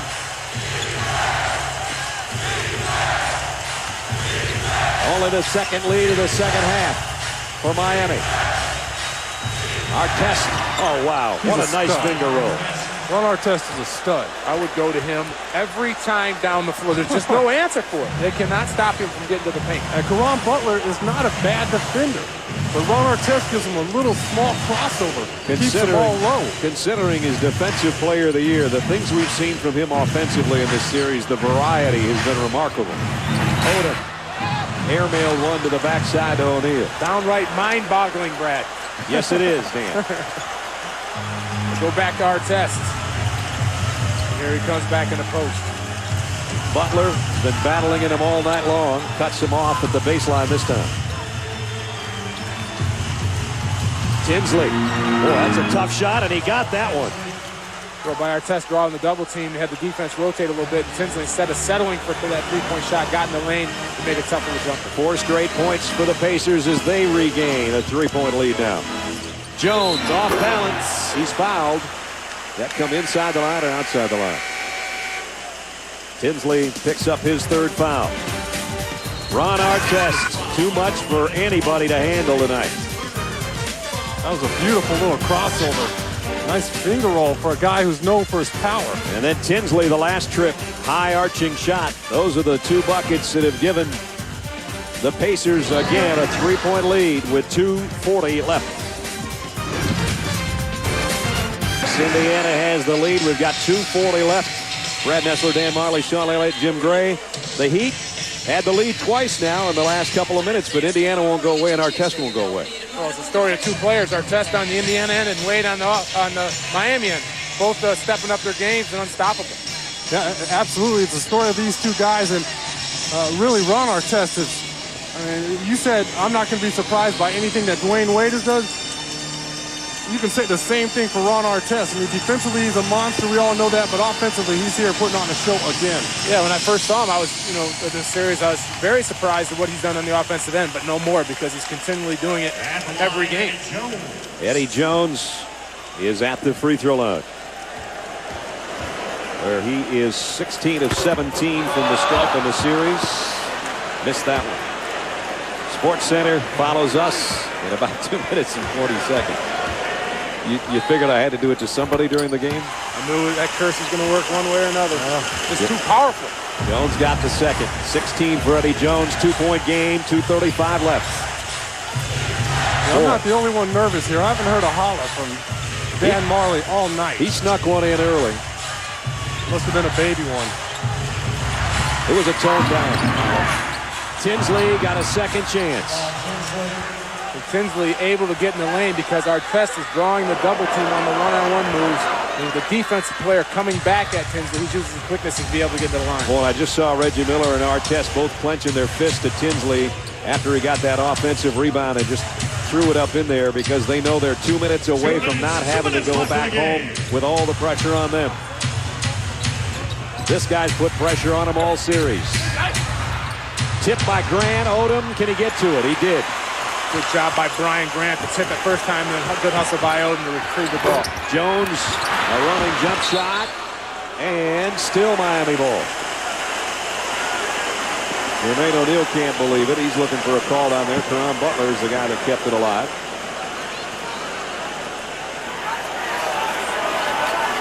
Miami has missed 8 of its last 9 shots. They desperately need some offense now. 1:40 left.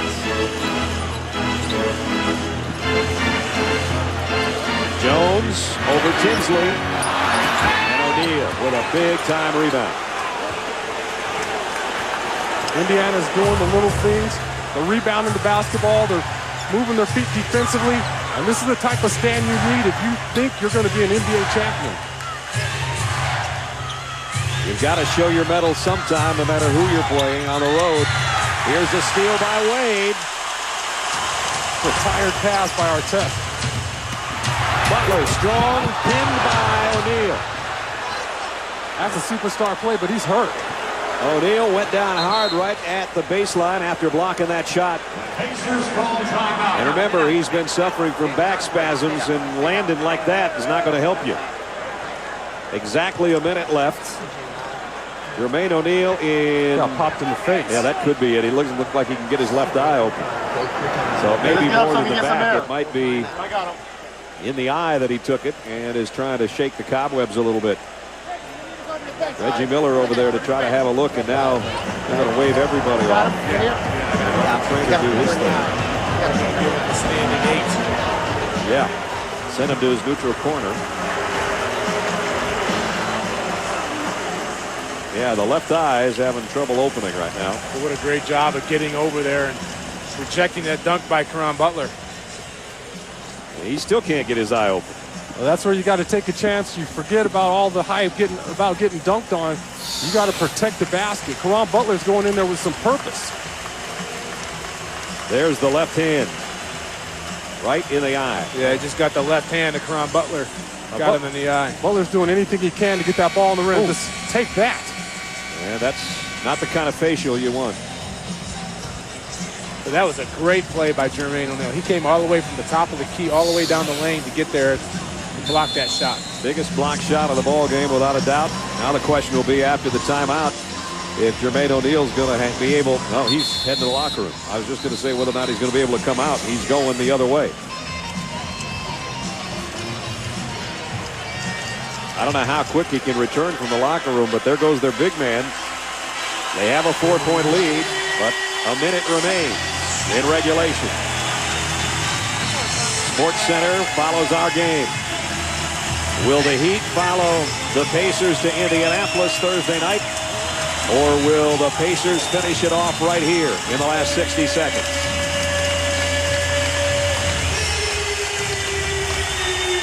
The Pacers pretty much out of timeouts, or they have more timeouts left. You could take one, allowing Jermaine O'Neal to recover and put him back on the floor. Harrington in there for O'Neal. Here's Artest again, though. This time they stop him. Butler out to Wade. Surprised they went so quick. I thought they'd run a little bit of time off the clock. Wade with a spin move again, and he scores again. Listen, they can't stop him.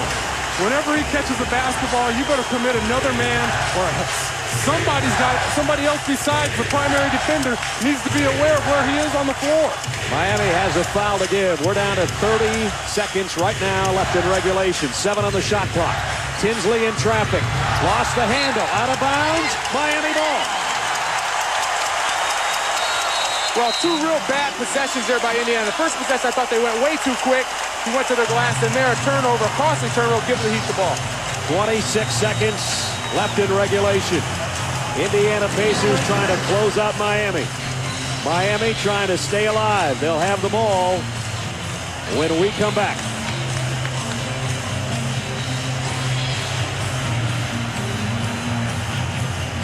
All right, Scott and Linda, we're about to find out. There's a 2-second difference on the shot clock and the game clock. There's the reset situation. Let's get an update on Jermaine O'Neal. Here's Jim. All right, we're back here. I'm over here on the bench. Jermaine O'Neal has just come out. His eye is halfway closed. He looks like he did take a finger into his eye. It's very blurry, but he came back out and said he wanted to go back into the game. So here he is, Brad. He's back out there, and you get another look at how it happened in blocking that shot. Butler got him with the left offhand. 26 seconds left in regulation. Jones working against Tinsley. Got him up in the air. way too high on the shot. And now Wade comes down with the ball. It'll be Pacers ball. I'm surprised why they don't get the ball in Wade's hand in that situation. Exactly, because I was about to say, watch Dwayne Wade tie this ball game. I was fully expecting him to catch I thought when I saw that play, I thought Eddie Jones was going to go do a dribble handoff to Wade in the corner. Said he took it to the basket, put up a bad shot. Now 17.8 left. Full court pressure. Miami has a foul to give. The ball comes away. And there is a foul away from the action. Reggie got held. Oh, he got mugged. I mean, two guys, Rafer Alston just grabbed his jersey and bear hugged him. Steve Jackson let it go, and they're lucky they got the ball back. Yeah, and he's upset about it, but you can see here, I mean, this is an easy one. He's held twice. And then the ball hits him in the shoulder. So the ball will be out of bounds. That was the foul Miami had to give. Now 15.9 left.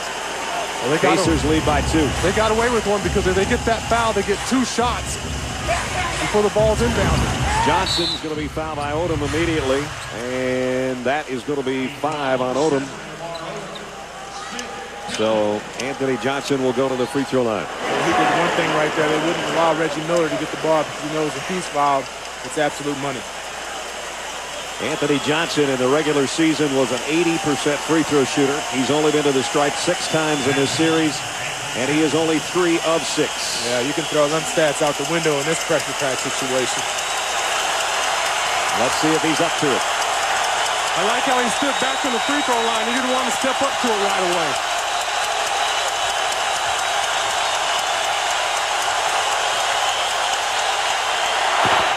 Knocked it down. His first point of the ball game. How about his routine, though? I mean, he was getting nestled in there like a tick. He had a shoulder shake going on, everything. Get a little comfortable there, the foot shuffle thing going. He looked like one of the Heat cheerleaders there for a second. This is the big one right here. Go ahead and get settled in there on the line. Here comes the little shimmy shake here in a second if he does the same thing. There goes. Hey, he can do it however he wants to do it. Rick Carlisle will take those 2 any day. Big 2 free throws there, especially that last one makes it a 2-possession ball game. Pacers are +8 from the foul line. They have a 4-point lead with 14.7 remaining. If I'm Stan Van Gundy, I'm getting the ball into Dwayne Wade's hands and let him go to the basket hard, hoping to get fouled. They're making a quick 2. Try for the steal. If not, they got to commit another foul. Sports Center, Scott and Linda are waiting, and it's coming up right after our finish here. Remember, Miami needs this to force Game 7, which would be Thursday night on ESPN. But right now, the Pacers are only 15 seconds away from putting a 4-2 up in the McDonald's NBA brackets. They would win the series, and there'd only be 2 left. The Detroit-New Jersey game, which is Thursday, and the Minnesota-Sacramento series, a deciding Game 7, is tomorrow. The Lakers already relaxing after 4 straight victories over San Antonio. There's the guy, the man of the hour for the Pacers. If you're a Pacer fan, he has been nothing short of brilliant throughout the whole series, but tonight especially tough. And on the other side, it's been the sensational rookie out of Marquette, Dwayne Wade, who's excited us and lit up this Miami crowd and the Indiana crowd for that matter throughout the series. And tonight has 24 points. You got to think that he's going to touch it sometime in this possession. He should own this possession. He should catch the ball. They ought to give him the ball in the inbound right away, spread the floor, and let him work his magic. He's way over in the right baseline right now. Jermaine O'Neal pouring some fake tears in that left eye just to try to see the last 15 seconds of this ball game. Yeah, a couple things you can do. You go here and try to get a quick 2, or you can drive and kick it out for 3. Remember, they hit their first 3 of the ball game, and they've missed 11 in a row since. The inbound comes from Butler. Tried to get it to Wade, but he drew our test, so it's Odom. And Odom tangled up with Foster. And the foul's on Foster. 10, Jeff Foster. Looks like they ran that play for Odom to call off the screen. If he had a wide open 3, he was going to take it. Decided to put it on the floor, and lucky he didn't get an offensive foul there. Foster's right there moving a little bit. Kicks him and trips him. And you call Odom's going to the line. You call an offensive foul right now, you don't get out of the building alive. No. That's what Jeff Foster's saying right now. Catch it close to the house. At line, Lamar Odom. Odom near perfect from the line tonight.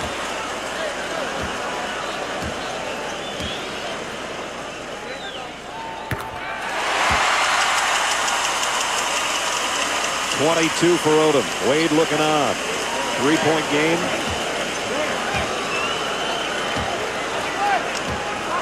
Odom to try to cut it to 2. Not this time. Artest is fouled. And Artest coming the other way. Butler with 5 fouls. Wade and Odom also with 5 fouls. Should this game find an extra stanza? Yeah, big miss there by Odom. If he makes that shot, it turns it into possibly a one-possession game. But there's Larry. Done a great job with Indiana, and I'm sure if they get by this series, they got a lot of respect for Miami. Artest 10 out of 13 from the line. Missed that one.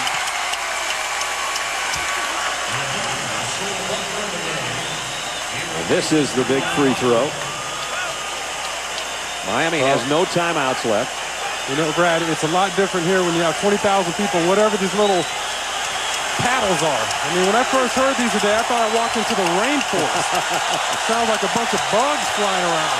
Artest trying to tie his career high, but he missed it. Out of bounds to Miami. They still have life. They're down 3, and everybody's looking at number 3. Well, number 3's out of the game, and I have no idea why. That's what I mean. Alston's in, though, and he's a great three-point shooter, or has been this year. He lofts it, and misses it, and Reggie Miller throws it in the air, and Indiana has closed out the Heat. And immediately, you've never heard 20,000 people more quiet because, boy, the Pacers know that they had their hands full.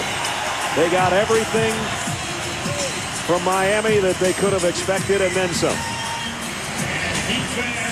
What a great, really a great series. The Heat have nothing to be ashamed about here. They've done a fantastic job in this series.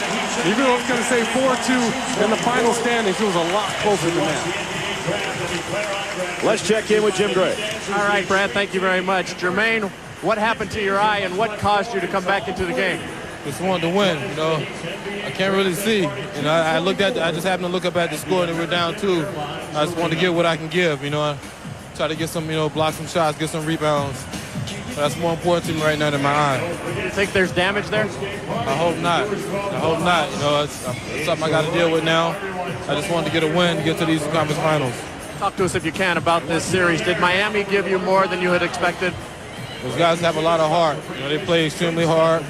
Coach Van Gundy, Pat Riley, really prepared these guys. You know, those guys are really a team to reckon with. You know, for the rest of for the next 5-10 years. You know, the first 2 games got off the way we want, and then those guys stormed back. This is a well-played series. Those guys play extremely hard. You got to tip your hats off to them, and I hope that we can get further. Jermaine, congratulations to you. We hope you feel better. Thank you. What up, AJ? All right, back to you, Brett. Well, the Indiana Pacers were in for the fight of their life. They had the best regular season record. They go up against the Miami Heat, and they gave them more heat than they expected. But Indiana survives to win it 4 games to 2, 73-70. Don't forget Thursday night at 8 right here on ESPN. New Jersey and Detroit, Game 7. The survivor meets these Pacers in Game 1 of the Eastern Conference Finals Saturday on ESPN. Sports Center's coming up next. For Dan Marley, Sean Elliott, Jim Gray. From Miami, Brad Nessler. Good night.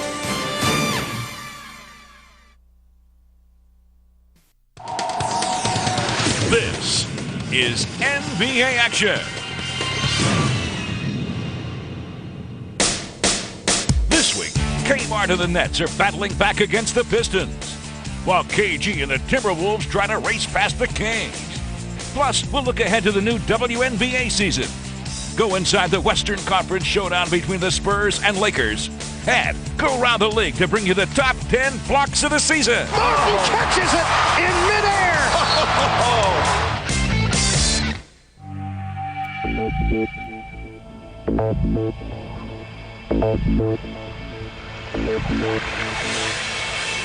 Get out. He's unstoppable. You cannot believe what we just saw. Oh, man, what a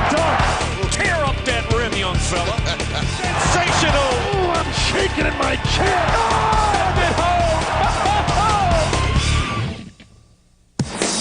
We tip things off by taking you into the action in the Western Conference semifinals, beginning with the Lakers-Spurs series. The LA Lakers were re-energized after blowing out San Antonio in Game 3.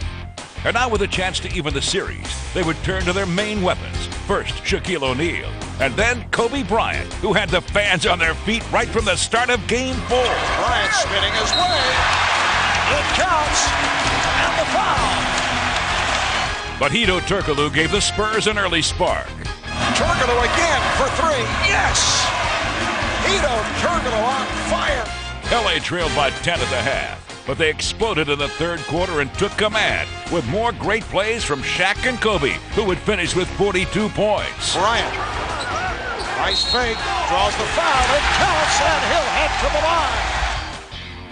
The Los Angeles Lakers winning both games here at home after they were beat in San Antonio. Now the surging Los Angeles Lakers would try to carry their momentum back to San Antonio as they focused in on the pivotal Game 5. O'Neal has it now left of the lane. Shaq with a hook, it's in. LA got a big contribution off the bench from Devin George. George, his three, good. Devin George knocks out a three. And the Lakers built a 16-point third quarter lead. Bryant comes up shooting, good. Kobe Bryant. But Tim Duncan of the Spurs would stage a furious rally to get back into the game. And with a chance to take the lead in the final seconds, they turn to Tim. To Duncan. He gets doubled. Shaq all over him. He gets away, a fadeaway. He makes it with 4:10 left. Unbelievable. Unbelievable. Wow. Now the Lakers had just 0.4 of a second remaining to try and get off a final shot. And the ball would go to guard Derek Fisher. They get it to Fisher. He scores! Derek Fisher scores at the buzzer. It'll have to be reviewed. They'll review it. The shot counted in one of the NBA's greatest endings, and LA looked to close out the Spurs at home. It is the hottest ticket in town. 19,000 are filing in to Staples Center in downtown Los Angeles with visions of a remarkable finish to Game 5 in San Antonio, still fresh in everyone's mind. As Game 6 got underway, the big men went right to work as Shaq battled against Tim Duncan, and the teams would end the first half tied at 39. Duncan getting the step. Nice move by Tim Duncan. But down the stretch, the game belonged to Kobe Bryant, who scored 16 of his 26 points in the fourth quarter. Pick comes from Carl. Kobe out top, takes a 20-footer. Got it! Tough shot! Late in the game, Kobe and the Lakers would put the Spurs away for good. Here comes Bryant. Bryant all the way. And the Lakers would eliminate the defending NBA champions. And that will wrap it. The Los Angeles Lakers defeating the San Antonio Spurs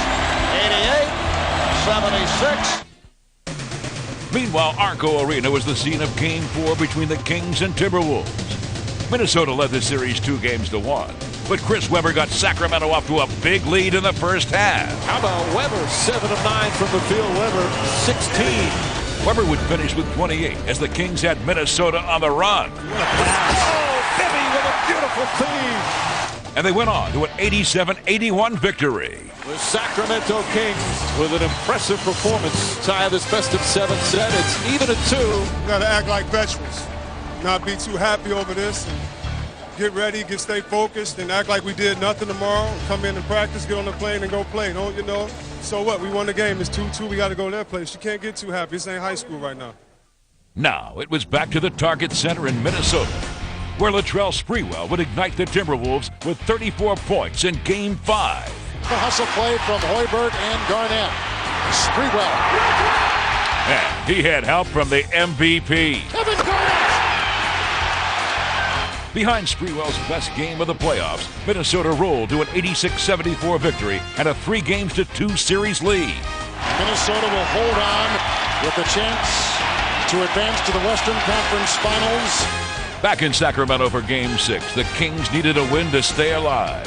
And Peja Stojakovic made sure they got it. That's Stojakovic with a steal. With Peja scoring a team-high 22 points, the Kings won it 104-87. And now this hard-fought battle had been pushed to the limit. And this series is going to go to a Game 7. Now let's check the NBA.com Western Conference playoff picture. The top-seeded Timberwolves won their first ever playoff series by defeating Denver in the first round. Now they're even at 3 games apiece with the Kings. Sacramento reached the conference semifinals by defeating Dallas in 5 games. In the other bracket, the defending champion San Antonio Spurs swept Memphis in round 1, but then lost to the Lakers in 6 games in the conference semifinals. Los Angeles will take on the winner of the Sacramento-Minnesota series and the Western Conference Finals. Welcome back to NBA action.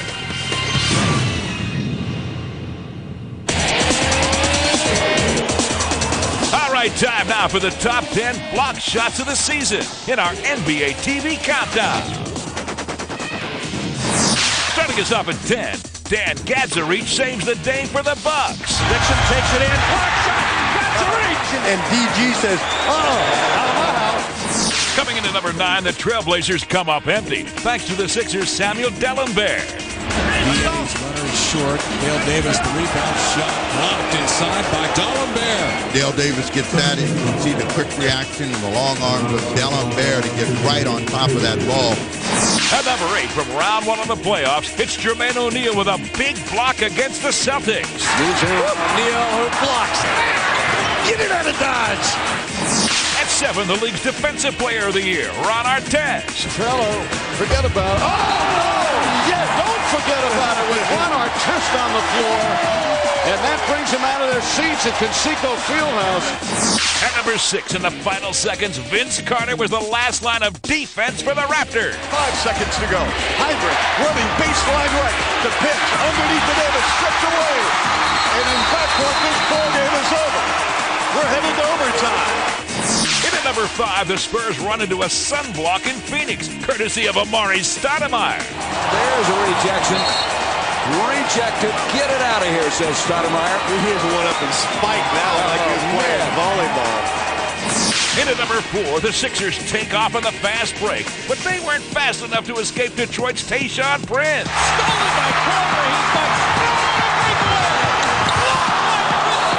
There's no looking for the goaltending, but Prince came from behind and slammed it. Checking in at number 3 is the league MVP Kevin Garnett, as he left the Pacers feeling rejected. Garnett with another block, his 7th of the night.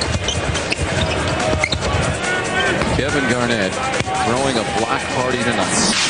At number 2, Indiana's Jermaine O'Neal and Jeff Foster cool off the heat. Eddie Jones inside blocked by Jermaine O'Neal. Grant has a block by Jeff Foster. Great support by Indiana player. And at number 1, the Sixers get spiked by Kenyon Martin. Kenyon Martin sends it all the way down court. That was unbelievable. That's our show for this week. Last week, fans on NBA.com agreed with us that this sensational play by LeBron James was the year's number 1 rookie play, and it's certainly worth another look. And you can give us your vote for the top block shot of the season by logging on to the league's official website, NBA.com. I'm Jim Fagan for NBA Action. See you next week.